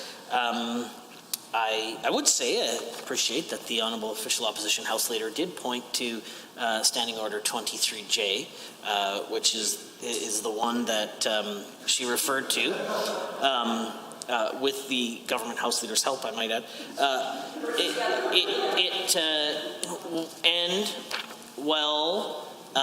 The Honourable Government House Leader will know that there is no longer a list of words that are unparliamentary, merely the context in which those words are used. We had a discussion about that as well during question period. And again, the Speaker continues to provide caution around the use of the word lying because it creates disorder every single time. That the context of which the word or any word could be considered to be unparliamentary. Well, I don't find that this, I consider this to be a matter of debate. At this point in time, I do take the Honourable Official Opposition House Leader's comments under advisement with respect to the mental health of Albertans, and perhaps the Honourable Health Minister would make some considerations around that as well, but at this point it's not a point of order. I consider the matter dealt with and concluded. Point of order 4. Okay, thank you, Mr. Speaker. I wasn't sure if it was myself or the Government House Leader at this point, because I think we have 2 more. Oh, you drew one. Perfect. Okay, so the Understanding Order 23J, just to make sure that the Government House Leader is aware I'm referencing a standing order, referencing the word demonize. Now, the reason that I'm bringing this up, Mr. Speaker, is actually going back to the Government House Leader's point of order when he was talking to the fact that one of the members had said an active class, what led up to that, and the response from the, and some of the responses that we've seen from the Health Minister, Honourable Minister of Health, sorry, I didn't remember his title, is that there continues to be, and actually it wasn't, it was the Minister of Justice, my apologies. where there is an obvious response to this word demonize. For some reason, it continues to be used in this chamber to create disorder amongst both sides of the chamber. Again, I would like to remind all members to refrain from using some of this language so that we can move on and maybe address the decorum in the chamber. This is not a point of order. Consider the matter dealt with and concluded. Honourable members, we are at order of the day. Orders du jour. Government bills and orders for third reading. Bill 37, Builders Lien Prompt Payment Amendment Act 2020. Adjourned debate. Mr. Newdorf. The Honourable Member for Lethbridge East has 10 minutes remaining should he choose to use it. Okay. Seeing not, is there anyone else wishing to join in the debate? I see the Honourable Member for Edmonton Ellerslie, and he has the call. Thank you very much, Mr. Speaker. I want to say how happy I am that I don't agree with many of the things that this government has been doing within the pieces of the great amount of pieces of legislation that they've brought before this House. But on this particular one, I have to say I'm in agreement. And I'm happy to say that our entire caucus is in agreement because, of course, as I have stated in this House before, this is something near and dear to my heart. Of course, something that I was working on when we were still in government. And I had the opportunity to meet with many, many, many subcontractors throughout the province of Alberta. And they stipulated to me in no uncertain terms all of the challenges that they face, even though there are specific contracts basically outlining the agreements that exist between subcontractors and contractors and owners when it comes to the particular projects that they were working on. And for me, I can't tell you the number of times that I heard from so many subcontractors the fact that even though there were these contracts that stipulated payment in either 60 or 90 days for the work that they were doing on a particular project, sometimes 90 days would go by, 120 days would go by, Mr. Speaker, and still these subcontractors would not be paid. So now one of the main reasons why I decided to pay so much attention to this particular issue and concern on behalf of subcontractors was because, of course, as I've described before and I've shared with the House before, I had the opportunity, and well, just last night I was talking about how I had my own business. I started it from the ground up, doing lawn maintenance, doing snow shoveling. Eventually, I started doing landscaping projects, and then after that, it became building decks and fences. And then eventually, during the wintertime, I gathered to gain enough knowledge that I started doing finishing carpentry. Now, for the most part of all of my experience being a small business owner, I would only have to deal with people one-on-one. Because, of course, lawn maintenance, small projects, small yard projects like building a fence or a deck, these are things that you do with one-on-one, right? But then when I entered into the whole world of finishing carpentry and actually working for bigger corporations, one experience, I will say, not all of them, because and as I've stated in the House before, here in the province of Alberta, we have many great employers. We have many great businesses that when they have a contract, they honor that contract, they stick to it, they work out any issues that we may have as a difference between owners, the general contractor, and the subcontractor. For the most part, this is the case.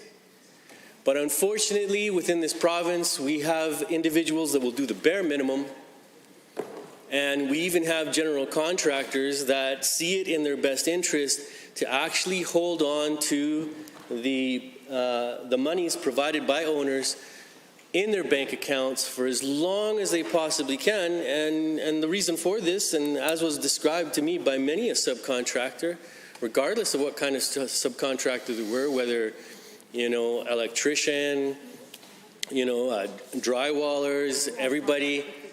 It'd be like, well, for them, it's beneficial to hold onto that money inside of their own bank account because, of course, they're collecting interest on it. Now, if it was just 1 month, well, maybe that's not a big deal.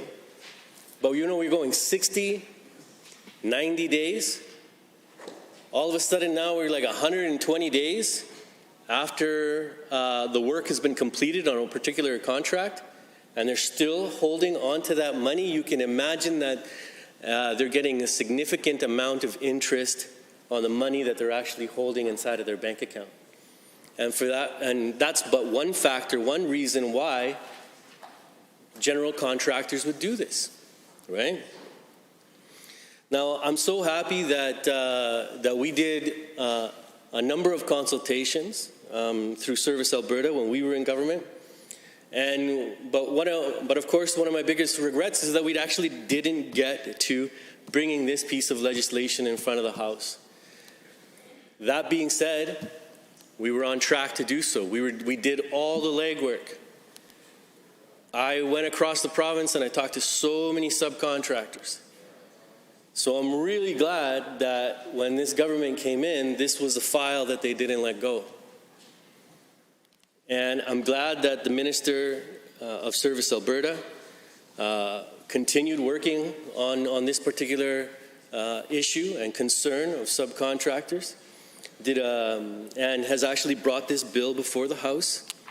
And regardless of a very minimal, substantial amendment that was required that the government saw in their piece of legislation, we've managed to reach what I consider to be a pretty good agreement on this, and it's going to continue to. And I can only hope that with time, this will benefit all stakeholders involved in the work that's being done in the private sector. Because, of course, as I may have mentioned before, Madam Speaker, while we were in government, we actually addressed it on the public side. And we did a number of issues to actually help subcontractors who were working on public projects.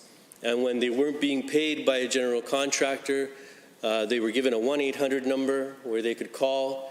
They could double check to see if the general contractor had been paid for a particular job, so that when they completed their work, they could make sure that they were getting paid on time. I want to remind the House how important this bill is, because I know so many people, and I'm sure that the members on the other side do too. They know a lot of these people personally, and how hard they work in order to make sure that their businesses are successful, that they do their work honorably. They go into a job, they get the job done, and they do it to the best of their ability, and they take pride in the work that they do. So when a contract is not honored because of a misunderstanding, because that's often, I can't even pretend to know what's going through the minds of certain people when they're withholding payment. And for the majority of cases, I could tell you that there were many subcontractors who would come to me and be like, you know what? 99% of the work was done. There may have been like one thing here, one thing there that wasn't completed according to specifications. But I am so willing to go back in there and get that job done the way that the general contractor wants to get it done. But for some reason, there was just confusion, and there was misunderstanding and miscommunication. And instead of things being worked out, well, the general contractor would just hold out. And we're like, I'm not going to pay. I'm not going to pay because of one or two things that weren't done properly. And of course, they would hold on to this amount of money, and then individuals weren't getting paid on time. And of course, to me, it's important that we acknowledge this and that we're rectifying it, so I'm thankful for that. But I want us to understand that at the end of the day, that these general contractors, everybody who gives so much time and energy towards these projects, and they're doing it in an honorable way, working, they have families. They have families. Those are Albertans. And I'm so happy that that this particular piece of legislation is now before us in third reading, Madam Speaker. I'm so happy to support it, and I can honestly, I'd like to think that we all had a part to play in making sure that this piece of legislation is hopefully going to pass third reading here shortly. Thank you very much, Madam Speaker. Are any other members wishing to join debates on Bill 37 in third reading? Seeing none, would the minister like to close debate? Speaker, I'm pleased to rise to speak one last time on Bill 37, which brings amendments to the Builders Lien Act by bringing a prompt payment system into the construction industry here in Alberta. Madam Speaker, here's the problem we face today. Construction companies are not getting paid in a timely manner for the work that they have completed. This is a serious problem with grave financial consequences, pushing many companies to the brink of bankruptcy. This problem is real, it's growing, and it has been a problem for at least a decade. This problem needs to be fixed. Madam Speaker, in my earlier speeches on this bill, I have highlighted many stories from members of the Alberta construction industry who have been calling for action on this matter for many years. So I'm very pleased to be moving on this and bringing relief to the construction industry well within my first 2 years as Minister of Service Alberta. This legislation is all about strengthening the construction industry in Alberta. This is all about protecting jobs in the construction industry in Alberta. The changes we propose in this bill give confidence and certainty to all parties working in construction, from project owners and general contractors to subcontractors. That confidence will help Alberta job creators and employers to expand their businesses, attract investment, and create more jobs. I'm sure that we can all agree, Madam Speaker, that today, as we remain in the midst of the global COVID-19 pandemic, that this is incredibly important. We need this certainty and confidence more than ever. Madam Speaker, Alberta's construction industry employs roughly 1 in 10 Albertans. So when we say that there is an issue of timeliness of payments for work completed in the construction industry, what we are also saying is that that contributes to paycheck uncertainty for a large number of hardworking Albertans. That's why it is so important that we work with the industry to bring forward these changes so quickly. This bill would not be what it is today or where it is today without the input and involvement of so many industry members, and I want to thank all of those who have contributed to the conversations to date on issues of prompt payment. I'm grateful to each of those members for working with us to bring forward a prompt payment system to address these problems. It's been an ongoing, highly consultative process, and I expect that as we continue to work towards fleshing out the regulations, it will continue in a very collaborative way. And I will personally work to ensure that that happens. Should this legislation pass, Madam Speaker, I am committed to ensuring that when it is proclaimed next July, this legislation and its accompanying regulations are exactly the solution that Alberta's construction industry needs. Ultimately, Madam Speaker, this will ensure that small, medium, and large construction companies all across the province will be in a stronger financial position and be better equipped to face whatever challenges may arise in the years to come. We cannot afford to wait any longer on this, Madam Speaker, and so I urge all members of this Assembly to vote in favour of this legislation. Thank you. The Honourable Member for Lethbridge East has moved third reading of Bill 37, the Builders Lien Prompt Payment Amendment Act 2020, on behalf of the Honourable Minister of Service Alberta. Those in favour of the motion for third reading, please say aye. Aye. Any opposed, please say no. So carried. Bill 37, Builders Lien Prompt Payment Amendment Act 2020 is now read a third time. Under Government Bills and Orders for Second Reading, Bill 50, Appropriations Supplementary Supply Act 2020, the Honourable Mr. Taves. The Honourable Minister of Finance and President of Treasury Board. Thank you, Madam Speaker. I rise to move second reading of Bill 50, the Appropriations Supplementary Supply Act 2020. The supplementary amounts provided by this bill reflect the fiscal picture outlined in the mid-year fiscal update. The total amount requested from the General Revenue Fund is $5.7 billion. These funds will ensure the government is able to meet its obligations and fulfill its commitments for the current year, including resourcing our healthcare system in its response to the COVID-19 pandemic, funding to municipalities as part of the Safe Restart Initiative, capital grants for infrastructure projects as part of the municipal stimulus program, funding abandonment and reclamation work on oil and gas sites as part of the site rehabilitation program, furthering technology, innovation, and emissions reductions projects, covering the Workers' Compensation Board premium abatement, maintaining and renewing schools, funding infrastructure projects across the province, including repairs and expansions for highways and bridges. Madam Speaker, while I've outlined the largest items, this bill will also provide funding for many more projects and important initiatives to support Albertans during the pandemic and our province's economic recovery. I respectfully urge my colleagues in this House to support the bill. Thank you, Madam Speaker. Any members wishing to join debates on third reading? The Honourable Member for St. Albert. Thank you, Madam Speaker. It's my pleasure to rise and speak at second reading to Bill 50. And just to add my comments to what I'm sure other colleagues have already said, it is certainly understandable that government needs additional funding to deal with the pandemic. Certainly that is understandable, and I'm hoping that the Minister will be able to provide some clarity to some of the questions that I have today. So I'd like to start first with just the document. I have some questions with the document, the 2020-21 mid-year fiscal update and economic statement. And on page 6, government talks about operating expenses. And operating expenses excluding COVID-19 recovery plan forecasted to be $47.7 billion, decrease of $64 million from the budget. And the first bullet point talks about $129 million lower due to lower caseloads in income support programs, which are in community and social services.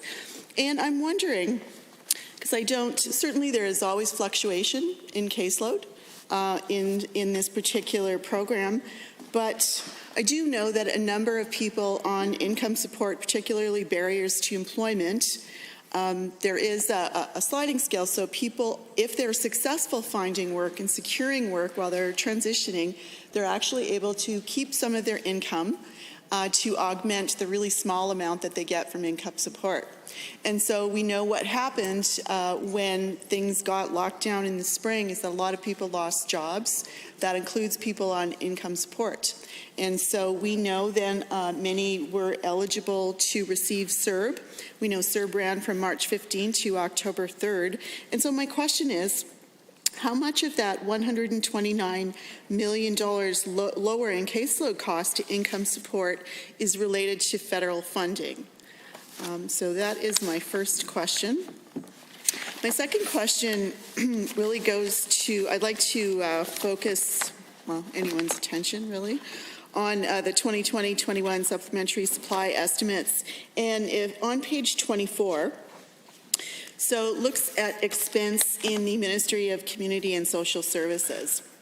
And so it talks about $14.4 million for COVID-19 federal agreement for wage top-ups to disability workers.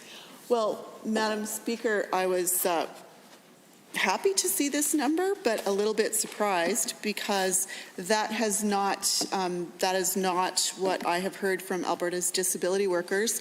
And as I've said before in this place, there are tens of thousands of disability workers right across the province. And I absolutely believe that they need a wage top-up. This is a group of people that is not paid very much, primarily women. They do tend to have to work a few different jobs to support themselves. And so I think that they have done a phenomenal job actually during this pandemic, keeping people safe. Or if anyone's ever supported someone with a disability, sometimes it can be quite challenging when routines change, particularly routines where everything changes and you're stuck at home now and it's a complete life change. And so that in itself can be fairly challenging to find meaningful activities. And so, this is a group that has done an amazing job keeping people safe. Certainly there have been outbreaks in different places, but I've not heard of the devastation there as we have obviously in long-term care, supported living. And so I would really appreciate an answer about where did those federal dollars go?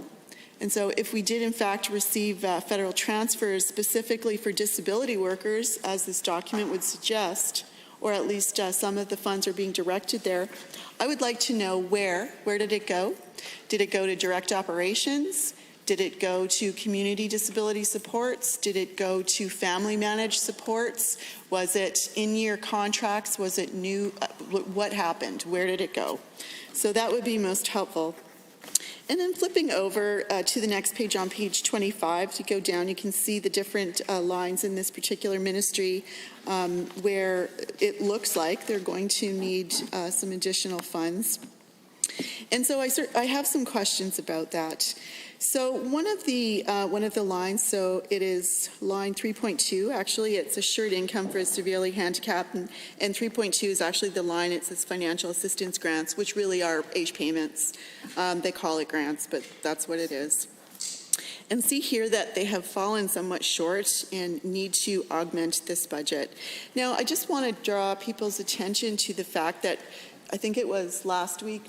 Oh no, it was the week before, we saw the Auditor General's report, the November 2020 report, where the AG talked about this government's $1.6 billion in accounting errors.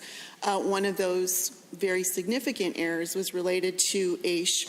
And so based on the timeline from that audit report, we saw that in November of 2019, ministry officials, I have no idea who, but clearly understood that the growth of that particular program was not keeping pace with the budget. And if you'll recall, Madam Speaker, in budget estimates, we repeatedly asked this question: what are you going to do when the amount that you budgeted for AISH doesn't keep pace with growth? Population growth, people turning 18 that become eligible, people that become injured, people that become more severely disabled. So we just know, based on, I think the average that we were using was probably based on the last 5 years at least. So we all agreed on what that growth percentage was, and we could see that the budget wasn't matching. So the question was, what are you going to do? Are you going to reduce something? Is something going to go down? Are we going to change eligibility, which we've suggested a number of times? Unfortunately, government used a piece of legislation, so eligibility can actually be changed outside of this chamber. We don't get to debate that here anymore, so I guess we'll have to wait and see what happens. But I would like to know what is going on with AISH. So what is the actual growth? How many people are requiring this assistance? The other question I have is income support. We saw in the last budget that income support took a huge hit, a huge cut. And for people that don't know, we have AISH, which is an income support program, and then we actually have something called income support, and there's two levels: barrier to employment and then expected to work. And very often there are literally thousands of people with disabilities sitting on income support that are not yet on AISH or are in the process of applying for AISH. And they get about half of what AISH recipients get, but they have been able to survive, some of them, because they got supplemental benefits. So that means they got their little core, which is under $900. Then they would have received a rent supplemental, maybe about $300, food supplemental, I think it was like $20. They would have received medical transportation supplemental, that was about $100. And those are being systematically cut by the UCP, by this government. So we know that. That's just kind of a fact. So that is happening. We saw the budget was reduced. But I would like to know what amount has been clawed back from recipients, from income support recipients and their spouses, because that's the kicker. So it's not just a person who's on AISH or on income support that qualified for CERB because they lost work, but it's also their spouse. So if their spouse lost work, went on CERB, and is, because they're on CERB, earning more than they were at their job, now that person, the person who they live with, their spouse, their income is impacted by this change. So it would be really great to know what's been clawed back, or how many people have been moved off the rolls of AISH and income support onto the federal government rolls while they received CERB, while they received the new benefit that is very similar to employment insurance. That would be very helpful. The other question that I have is, flip over here. So one of the lines is persons with developmental disabilities, and that is line 4.2. Again, it looks like it has fallen significantly short than what was originally budgeted. I makes sense if where I'm imagining this expense comes from, but I would like some clarification for that. So what happened when things locked down is people lost jobs, they lost the ability to, if they went to a day program or they volunteered somewhere or whatever, that all changed. They locked down, they had to stay home. So whereas before that, they didn't need staff support, after that they did need staff support. So there are increased costs, especially for people that were perhaps still in school. We sometimes have students past 18 that stay in school. Suddenly that's no longer an option. They're back at home. They need staff supports because they can't be home alone. And so we know that there has been a number of changes. So I would like to know, within persons with developmental disabilities, we're asking for additional funds for this program. That's great. I would like to know specifically why. So has there been an increase in caseload growth? So are there new people that are receiving PDD supports? Are there in-year increases for people that already have PDD contracts? So I mean with community service providers as well as family managed supports. I would also like to know, is any of this increase going to community service providers or family managed support financial administrators for increased COVID costs? Because that's what I've heard, Madam Speaker. I've heard from providers all over the province that, and I'm sure that we can all agree, this politics aside, if you're supporting someone with a disability or multiple people with disabilities, you can imagine what those increased costs are. Suddenly you have no more activities, you're focused at home, you need additional staffing. Obviously you need PPE. Very often you're providing very personal support where the distance, you have to be very close to somebody. We know that there are all these increased costs, increased cleaning costs. We know the staffing costs have gone through the roof just because of the sheer number of people that have to isolate and quarantine. A lot of staff having been exposed to COVID by a person with a disability. And that's just the reality. However, happy to say, for the most part, people are doing very well.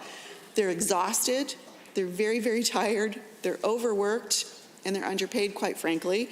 And so, going back to my early question, how much of the federal agreement for wage top-up is going specifically to disability workers? It's right here on page 24, so it would be really good to get an answer to that. So going back to persons with developmental disabilities, it would be really helpful at this point where the request is being made for increased funds is what the percentage is, the breakdown is between the people being supported in direct operations, not direct operations, but in community support delivered by service providers as opposed to community supports or disability supports delivered underneath with family managed contracts. So that would be very helpful. I was trying to see what some of my other questions are. So we've asked about AISH caseload growth, asked about PDD caseload growth, asked about income support changes, asked about the depth and breadth of the clawbacks that have occurred because of the CERB benefits, and not just clawbacks, so not just the amount that you take back every month, but I'm talking about there have been people that have been completely moved off of the rolls of, say, AISH to a federal benefit. And what we're hearing also is I would also like to know if people are losing their medical services card. So for the members that may not understand this program or know it, people that are on AISH, let's say, they're transitioning, they have disability, they finally get a job, and they're working more and more, they're working up towards it. As they earn more, their benefits go down, and until, we're certain we get to that point, they get to keep a medical services card, because as you can imagine, their equipment and medication is often very expensive when it is disability related. And so people are able to retain that medical services and then continue to work till they get to the place where they're independent and then free of AISH, off they go. But I am hearing anecdotally that some people who are transferring from a provincial benefit to a federal benefit because of COVID, that they are losing the medical services. So I would just like to know, throughout this COVID period, or at least in this financial reporting period, how many people on AISH or income support have lost health benefits, medical services? So that would be very, very helpful. I think I look forward to, I did actually, not in this chamber, but I did watch some of the exchange yesterday as members asked questions and some answers were given. And, I would like more clarity around the federal transfers to Alberta. We know that it's $2.2 billion higher. And I don't think that we received a lot of clarity yesterday about where those funds are going. And so I'm going to add my question to that, and that is specifically to disability workers. But just to remind the chamber that $2.2 billion, higher than what we expected. Thankfully, we needed that. We're in a public health crisis, but we had $1.3 billion to Safe Restart. I look forward to seeing details on that. $263 million Safe Return to Class. $215 million a wage top-up, and that was labor market assistance. And then, of course, $1 billion to site rehabilitation. Not all of that being received right now. I do understand that. And so those are my questions, Madam Speaker. And I will look forward to getting some information. Any information would be great at this point from government members or ministers or whomever has information and willing to answer questions. So with that, I will take my seat. Thank you. The Honourable Member for Bonnyville, Cold Lake, St. Paul. Thank you very much, Madam Speaker, and it's a pleasure to speak up on supplementary supply, even though the members opposite might think we're still in committee. But in response to the COVID-19 pandemic, our government has been allocating billions of dollars to support our COVID response and support our healthcare system. As the Minister of Health said yesterday, the updated estimate on this amount is around $1.7 billion. Although this is an astounding amount of money, each dollar is necessary to carry out an effective response to these unprecedented times. The $1.7 billion breaks down as follows. Consumption of personal protective equipment, drugs, and testing supplies, $625 million. Contract tracing and lab testing, $344 million. This includes all of the amounts that relate to the testing, including the assessment centres that AHS set up throughout the province, the contact tracing, as well as the data management that was required for both the testing and the contract tracing. Also part of the $2.7 billion is continuing care, $271 million. This $271 million is the most diverse line item discussed, as it includes funding for our continuing care operators for enhanced staffing, extra cleaning supplies, lost accommodation revenue, as well as increased health care aid staffing levels. Madam Speaker, it is worth noting that there was a $2 top-up wage and paid student practicum positions as well. There was additional funding for all of the AHS long-term care, as well as designated supportive living operated facilities throughout the province. Madam Speaker, it is worth noting that although this funding model outlines clear level of response to the COVID-19 pandemic, the response to the pandemic is consistently evolving. This is a dynamic situation that requires dynamic responses.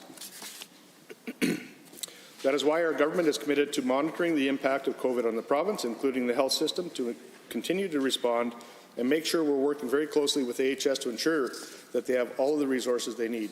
This dynamic approach is something our government has been practicing for months. In January and February this year, we purchased personal protective equipment, PPE, anticipating possible shortages based on trends in other provinces.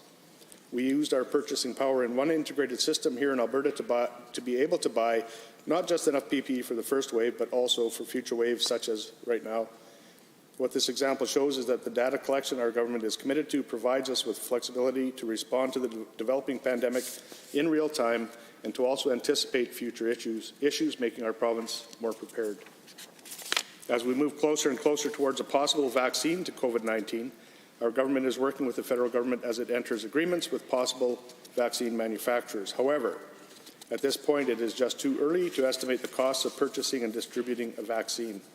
At this moment, we are working to ensure that we have the medical infrastructure to effectively store and distribute this vaccine. While this is not as specific as I'm sure people would like to hear, the fact is that we cannot know the exact parameters around a vaccine that does not yet exist on the market. As I said earlier, our government is committed to a dynamic response and will continue to monitor developments of a vaccine so we can act as soon as one becomes available. Until then, as I mentioned, the most significant part of our response budget is the PPE, the personal protective equipment. That's $625 million of our budget. Right now, our frontline healthcare workers are consuming PPE at a rising rate as they continue to care for patients. Ensuring that our province maintains an adequate amount of PPE for our healthcare workers is a top priority. As our province continues to weather the COVID storm, we are ready to react to whatever may come our way. With a health budget, we are not confining our response just to the issues of today. We are also ready to react to any significant changes. The health and safety of Albertans is our top priority. Ensuring we have adequate access to PPE, adequate contact tracing and lab testing, all while maintaining a great level of continuing care for patients, will help Alberta fight this pandemic effectively. Thank you, Madam Speaker. All members, Standing Order 29-2A is available. Seeing none. Any other members wishing to join debate? The Honourable Member for Edmonton Manning. Thank you, Madam Speaker. I wanted to rise and acknowledge that we will be supporting this bill. We recognize that this money is related to COVID, and of course we want to make sure that the government has the money that they need to be able to address the pandemic in the province. In saying that, though, as much as I appreciate the honourable member that just spoke before me making comments about us asking questions, there is a reason why we are doing that. And of course, we're asking questions because what we've seen already is that there has been transfers of funds from the federal government to the provincial government that haven't been even utilized yet by this province. So we see a bill that's currently in front of us for monies that are being identified to help address COVID at the same time that we are seeing that there is still money on the table that hasn't been spent. So although I appreciate the honourable member prior to me speaking about PPEs, I agree we should be making sure that our healthcare workers have access to all the PPEs that they need. And he made a comment about rising rates of access and rising rates of use around PPEs.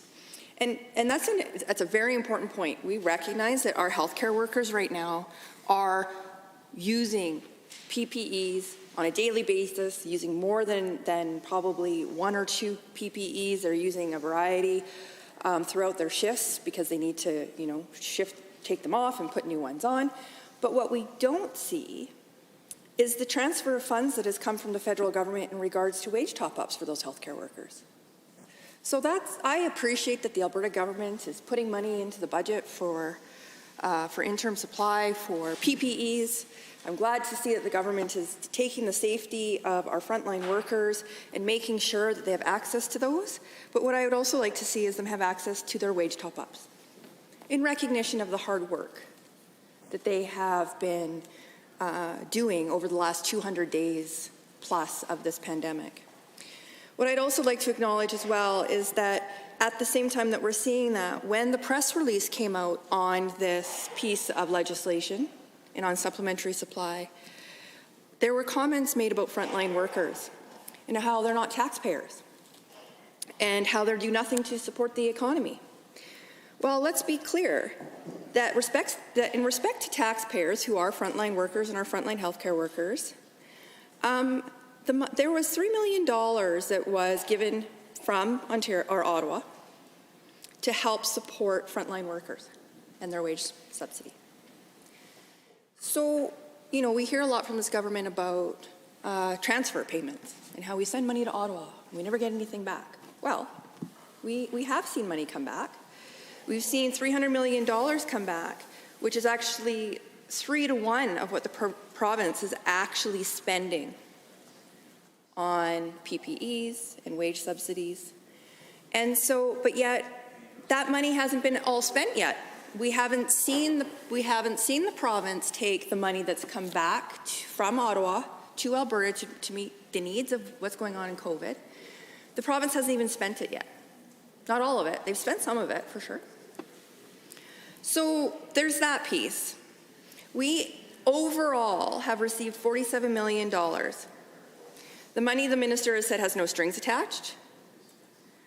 And we'd unofficially seen about $347 million was allocated, and currently the government's using language that we suspect Alberta has allocated over $300 million based on the population. But of course we don't know that because we have no transparency right now about where this money is going and where it's come from. So again, we go back to this, we give $4.7 billion to corporations, but we won't give the $100 million to essential workers when we get $300 million from the federal government to help with wage subsidy. That money's there, and yet we haven't seen it be put where it belongs, which is with the working people of this province, the people that money has been allocated for. But we have a bill currently in front of us that is pushing through corporate tax giveaways. So again, I want to go back to when we see this conversation and we hear things about, well, look at all the PPEs that we're giving the frontline workers. Well, yeah, I mean, I don't know why that should be something we celebrate. That's common sense. Our nurses need their PPEs, our doctors need their PPEs, our porters, our clerks, the people in the hospital that are being exposed to COVID on a daily basis because they work in healthcare. That's not look at us, we should be celebrating all the money that we're giving towards PPEs. That's a common sense tool that we need to be giving our frontline workers access to the very tools they need to do their jobs. It's not a gift. It is the reality of the work, of the environment that they live in. But what we would like to see is that wage subsidy that was already transferred from the federal government put where it belongs and not just sitting in general revenue, creating interest for the government to help, balance their books. Put the money where it belongs. Stop having it sit in bank accounts. We also have seen them, through this, the 11,000 workers that we've talked about being laid off. So again, as much as I appreciate the government standing and talking about investments and vaccines and look at all the good things that we're doing, the reality of it is that we haven't seen this money go where it's been allocated to go since the last fiscal update. So what I would like to see, and why my colleagues continue to stand up even while we're debating Bill 50 and we're not in Committee of the Whole anymore, is because we do have questions. We would like to see the Finance Minister stand up, Minister of Labour stand up, and explain to us why there was money that was allocated for COVID-19 over the last 8 months. Last 6 months, I'll give some leeway there, because there was some time the government needed to adjust to the pandemic, that hasn't been directly put where it was allocated to go. There is still money from the last fiscal update that we received that was designated to go to certain services that hasn't been allocated yet. So we will ask questions as we see more money being allocated to COVID-19 as to where it will go and when it's going to be used. Not because we think that there's an issue with it. We're asking the question because we want to support Albertans to get access to the financial supports that this government has committed to them, because that is our job, to ask those questions. And we want to make sure that the money that we were receiving from the federal government that has been allocated for PPEs, for vaccine distribution, for wage subsidy is being used for that purpose and not sitting in general revenue, gaining interest. And with that, I will close my remarks. Honourable Member, Standing Order 29-2A is available. Seeing none, the Honourable Member for Lac St. Anne Parkland. Oh, thank you, Madam Speaker, and happy Thursday. It's been pretty interesting here today. Here, says the member from Sherwood Park. I think we're all getting to that point where we'd like to get home. I would like to speak, though, to Bill 50 here. And, Madam Speaker, with the COVID pandemic posing so many immediate challenges to Albertans' families and businesses, it's actually easy to forget that there is life after COVID and the other challenges and the long-term challenges that we face in the province. Alberta governments have responded with the pandemic and economic downturn with important supports for communities, business, and everyday people. Despite what you might hear in some of the press or from the opposition, actually things are going forward. We have this thing called the Economic Recovery Plan. It's an actual bold and ambitious strategy to get Albertans back to work, putting us on path to a generation of growth. And the main pillars of that recovery plan, Madam Speaker, are protection, job creation, building, and diversifying. Bill 50, the Appropriation, the Supplementary Supply Act, is an example of Alberta's government's commitment to ensuring that Albertans meet our targets for recovery, as well as maintaining our support for Albertans while we protect the healthcare system and bend that curve in the light of the recent rise of COVID-19 cases, hospitalizations, and, of course, unfortunate deaths. Since our election in the spring of 2019, Alberta's government has made it our mission to bring spending in line with other provinces, keeping Alberta's net debt to GDP ratio well below 30%, and developing a plan to balance the budget once the pandemic is over. As the Minister of Finance mentioned during his second quarter fiscal update, Alberta's government is continuing to be fiscally responsible. Our deficit has dropped by $2.8 billion. That's right, Madam Speaker. It's dropped by $2.8 billion, largely due to improving revenue and our government's efforts to hold the line in spending. And revenue for the last year is nearly $3 billion higher than last quarter due to improved forecasts for non-renewable resource revenue, tax revenue, gaming revenue, investment income, and transfers from the Government of Canada. While there's a long road ahead to full recovery, our economy is gradually emerging from the depths of the downturn. We continue to fight our way out of this devastating pandemic for everyone, Madam Speaker. And it should not be forgotten that Alberta's government has done some tremendous work to achieve this while stimulating the economy and reducing emissions. Bill 50 highlights the continued commitment of our government to invest in the environment and make sure the environmental and economic stability programs that help lower Alberta's greenhouse gas emissions and to stimulate and initiate the economy.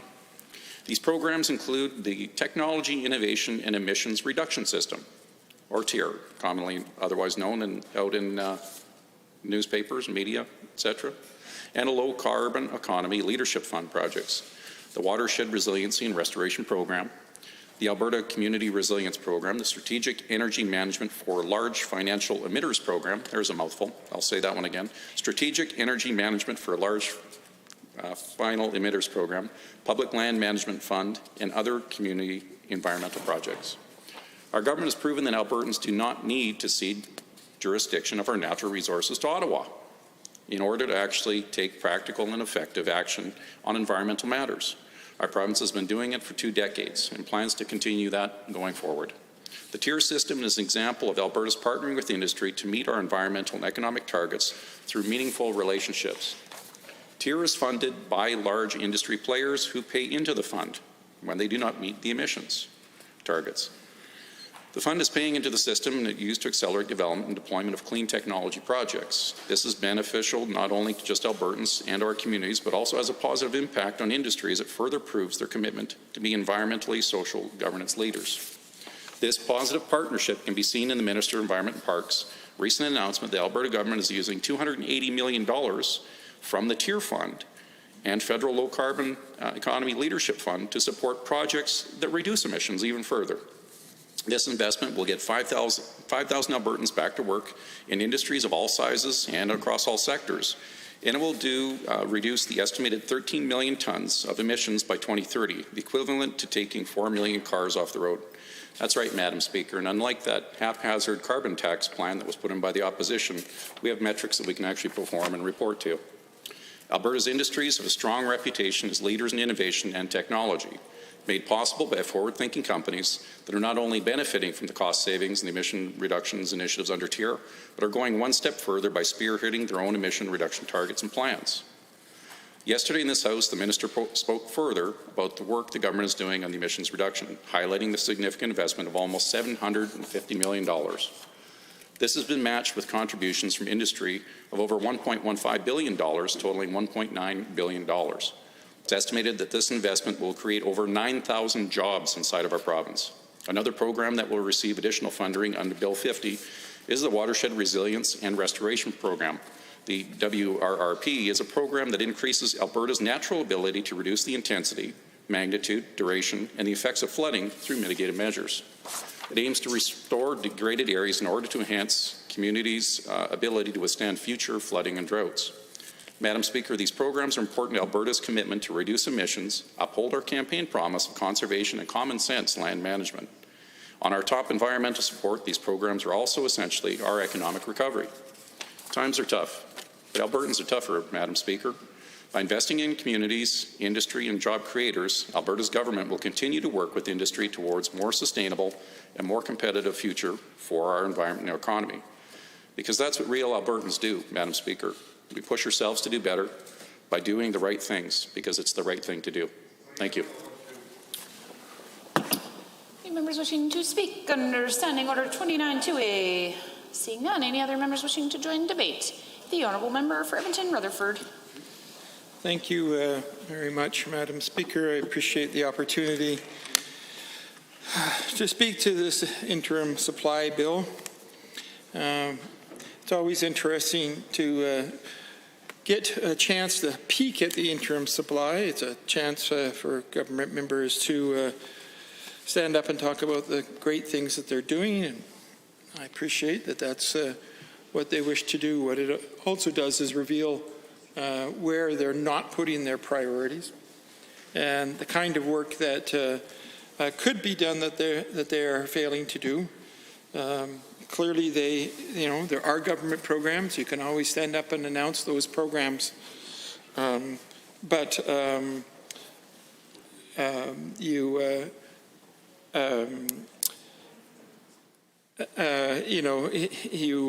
aren't actually giving a true full picture of what is supposed to be happening in the House. I want to just take a moment to follow up a little bit on what the previous speaker from Edmonton, Manning, was just asking about. And I think that we really need to look at how this government, while they say they're doing good things and they say they care about workers and so on, they have really not demonstrated that in terms of their relationship with workers in the community. It's the big defining factor, which every speaker gets up and talks about as they talk about interim supply, is the fact that much of what is happening is defined by COVID. It's also been defined by the most negative relationship between the government and the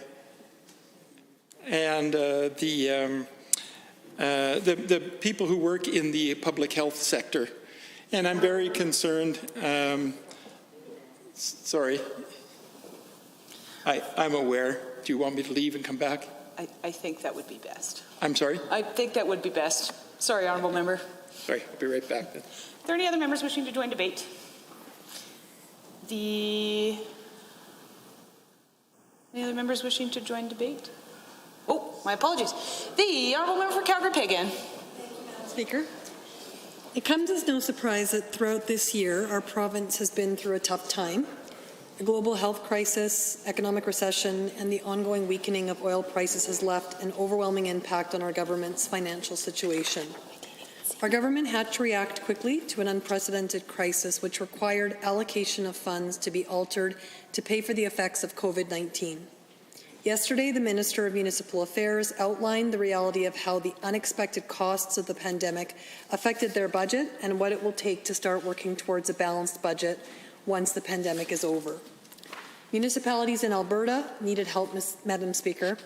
This government provided them with supports to address governance and challenges that resulted from this pandemic that they desperately needed. Those supports included $500 million for the municipal stimulus program, $208.3 million for disaster recovery, and further COVID-19 pandemic responses. A program that stood out was the Municipal Stimulus Program. It was developed as a key component to get Albertans back to work.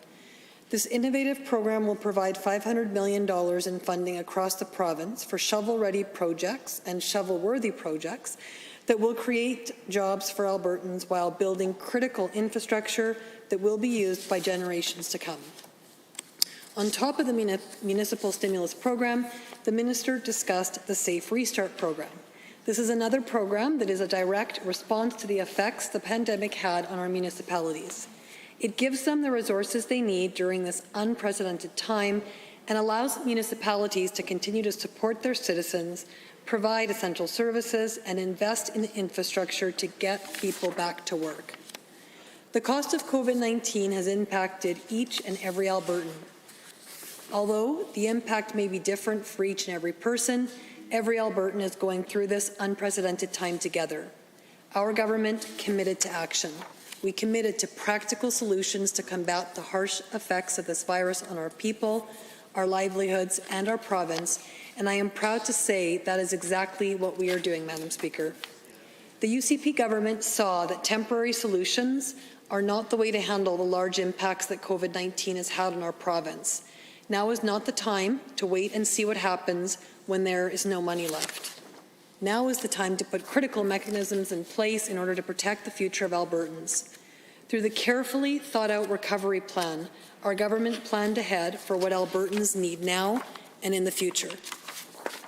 The Minister of Municipal Affairs has taken concrete action on what municipalities need in this province, and the biggest thing they need is to get citizens back to work. And through these solutions our government has taken action on, we are doing just that. These programs are not temporary handouts either. They are programs that build a stronger Alberta.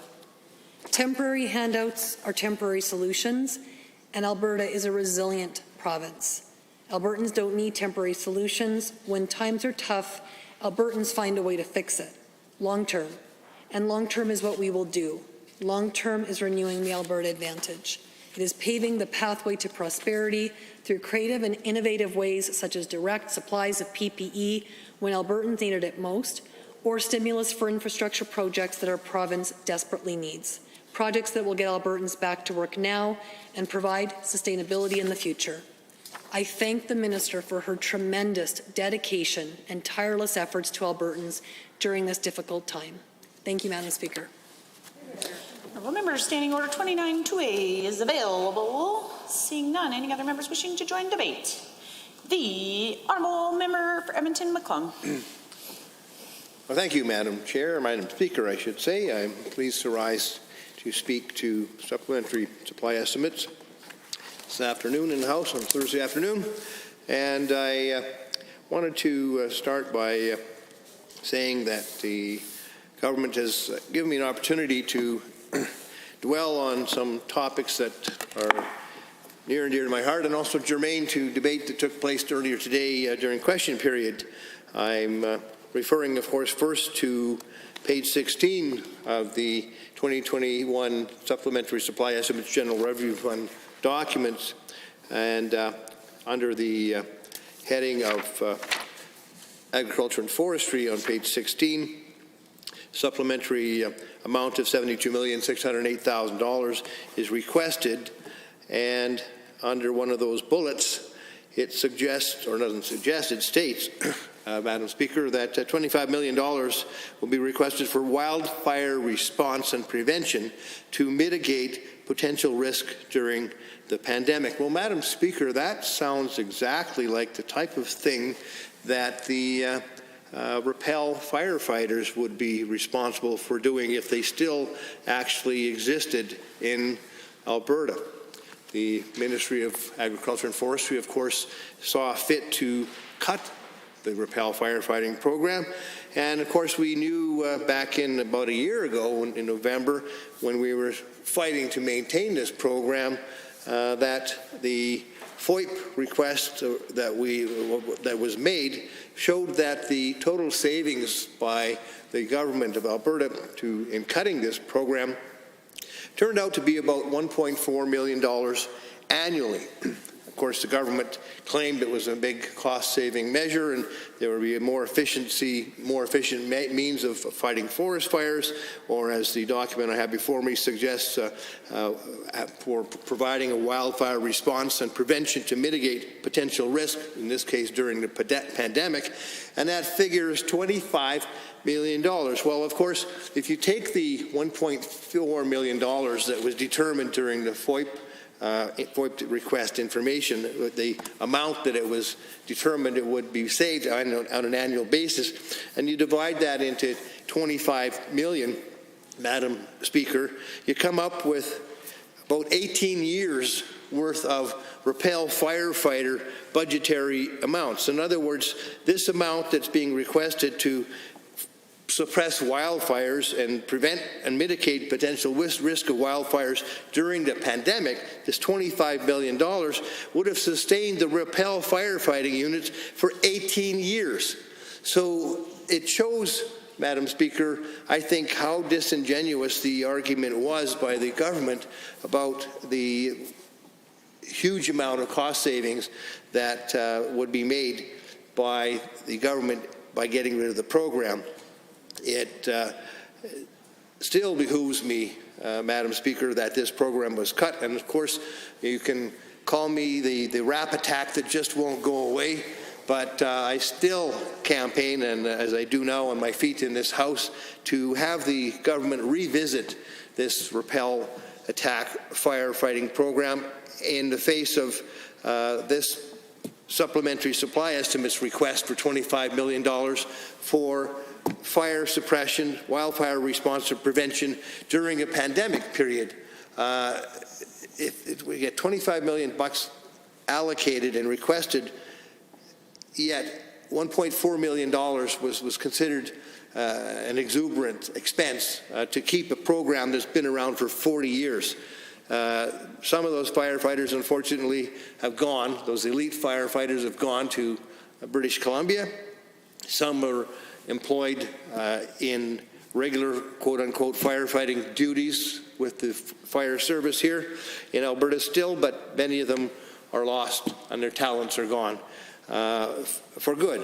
And of course, retraining is a costly measure. Who knows how much of that $25 million that's going for wildfire response and mitigation during the pandemic that's being asked for now, how much it would have cost to retrain some of these elite firefighters, and how much of this $25 million might have been saved if indeed we had the very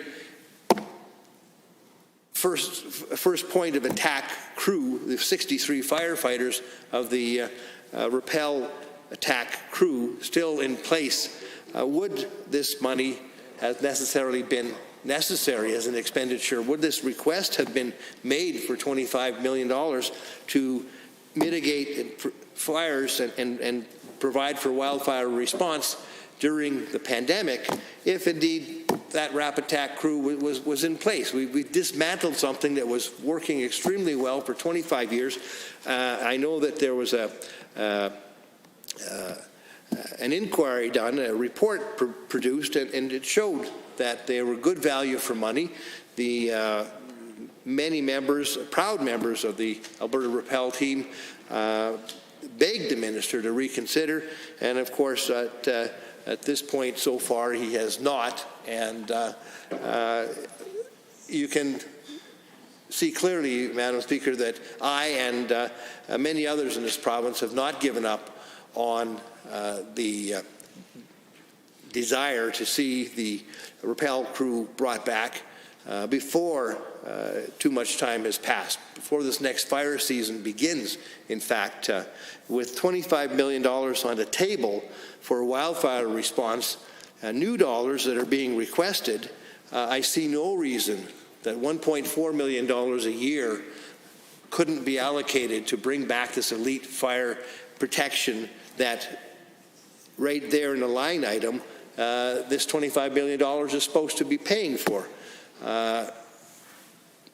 I'm flabbergasted, Madam Speaker, and I call upon the government to bring back this RAP attack firefighting crew to do exactly what they say they want this $25 million to do, and that is to mitigate potential risks during the pandemic of wildfires. So you can rest assured, Madam Speaker, that this is not the last that you'll hear from me on this topic.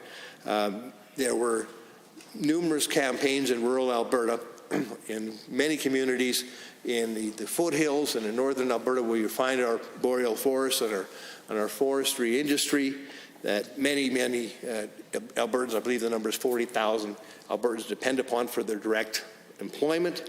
And they were going to the extent of hiring their own billboards to demand that the government revisit their decision to kill the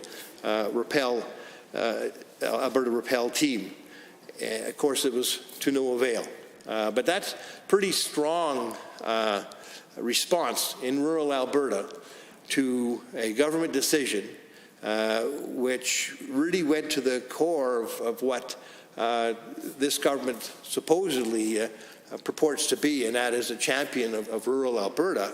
And yet they were driven not just to repel attack firefighters, Madam Speaker, but the community in support of those firefighters was taking out billboards demanding that the government change course on this decision. And that request, that demand fell on deaf ears, just as the request for reconsidering the taxation of infrastructure and oil field infrastructure in rural areas fell on deaf ears, even when counties and rural municipalities were screaming that it was going to bankrupt them. 30 to 40% of their income was disappearing because of the policies of the government. Yet rural Alberta had the government turned its back on rural Alberta and that issue as well. Also giving the oil and gas companies the ability not to pay their taxes. Same thing, hurt municipalities, rural municipalities, and really cut their budgets, cut their revenues. And that is still an issue that's not yet solved. Killing the RAP program was one other example of this government taking rural Alberta for granted, and even when they're begging the government to change its mind, it still said, no, we're committed to doing what we're doing, and we know you're going to vote for us anyways, so we're just going to go ahead and kill this program. So I think that it was a glaring example in the supplementary supply estimates of this government once again being deaf to the demands of rural Alberta.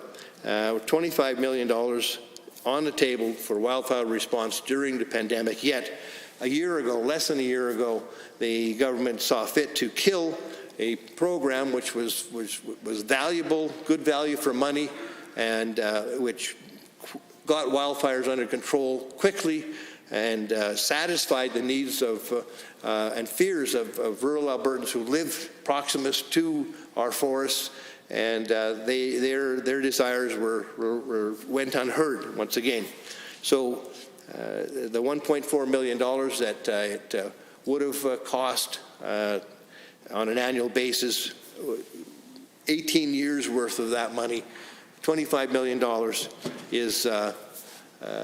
is being requested during these supply estimates, and it really, when you look at the decision to kill that $1.4 million program, you wonder about the logic of it. It really doesn't make any sense. So I'm going to keep up the pressure on the government to consider the reinstatement of this RAP attack team, and you'll hear more from me in future on that matter.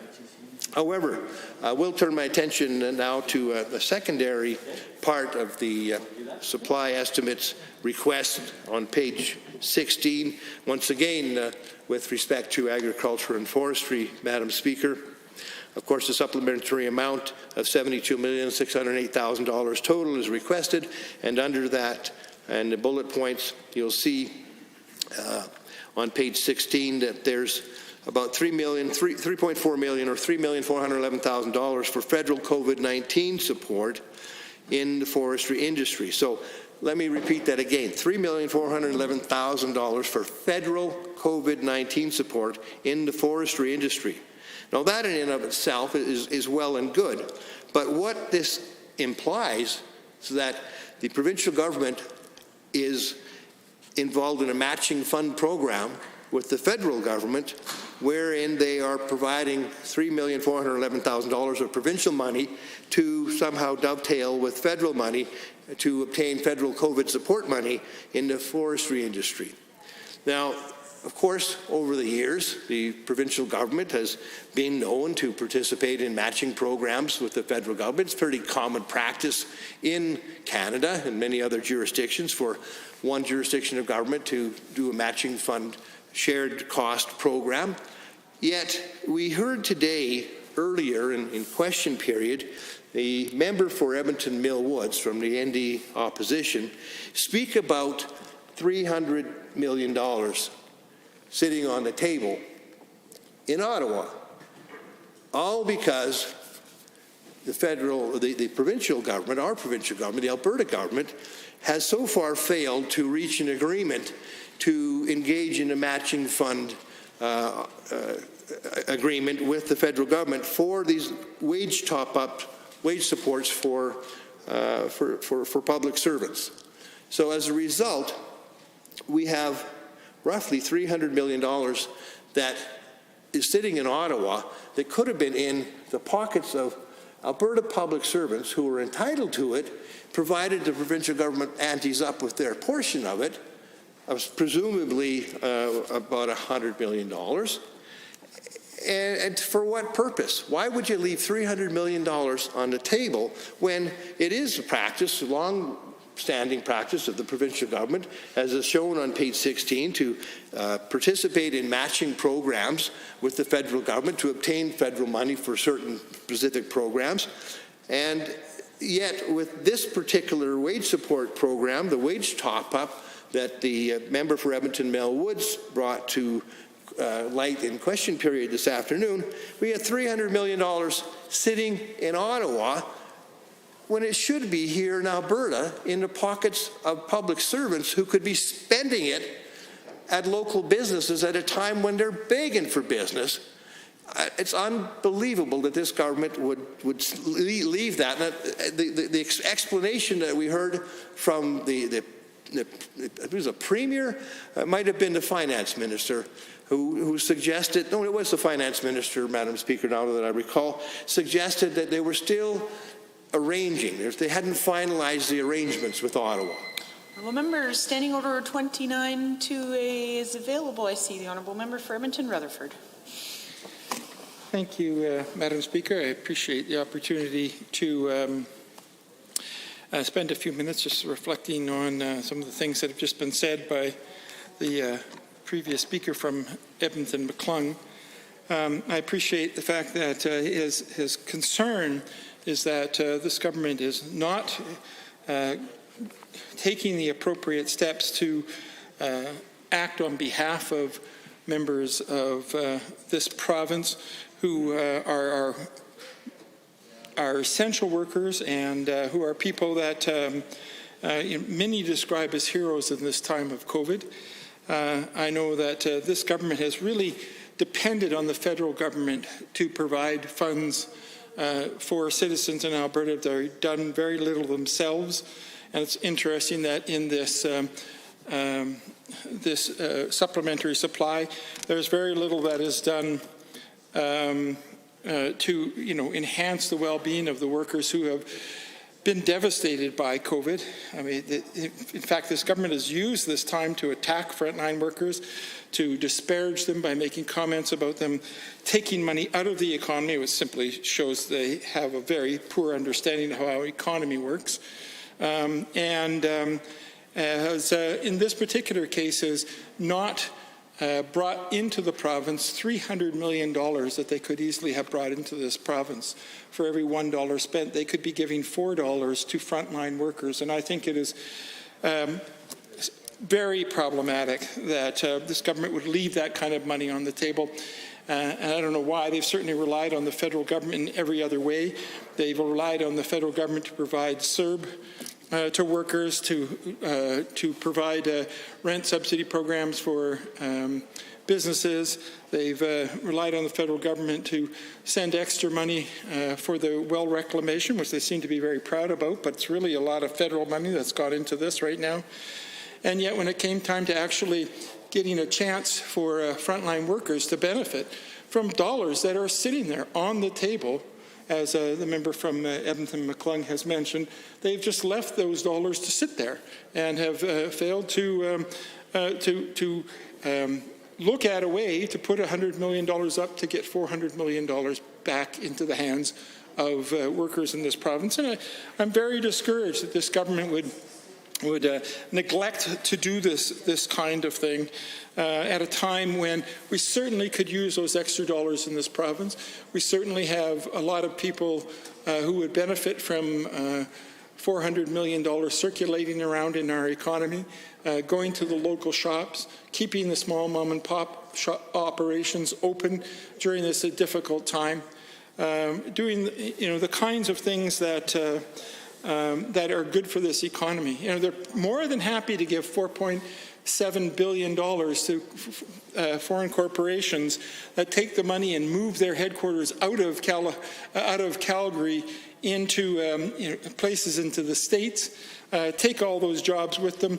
Literally, we paid them to fire people and move out of the country. And it's very discouraging that they would do that. And then they had a chance to somehow balance that off in some minor way by helping out frontline workers. Don't forget, that money was available for people, including people who are working for minimum wage, would have got a top-up had this government simply made a decision to apply for those monies from the federal government. It would have helped all those people who because of the low income that they presently have, that they would not be spending it on going to foreign lands like the big oil companies have been doing, or buying back shares, but rather going down to the local pizza parlor, going down to the local dress shop. But in accordance with Standing Order 64, sub 3, the chair is required to put the question to the Assembly on the appropriation bill on the order paper for second reading. On Bill 50, Appropriation Supplementary Supply Act 2020, all those in favor of the motion for second reading, please say aye. Aye. Any opposed, please say no. So carried. Bill 50, Appropriation Supplementary Supply Act 2020 is now read a second time. The Honourable Minister of Transportation. Thank you, Speaker. I appreciate all the members of the Assembly with their debate and their contributions today. At this point, I would move the Assembly adjourn until 1:30 p.m. on Monday, November 30th, 2020. Having heard that motion, all those in favor, please say aye. Aye. Any opposed, please say no. So carried. The House stands adjourned till Monday at 1:30 p.m.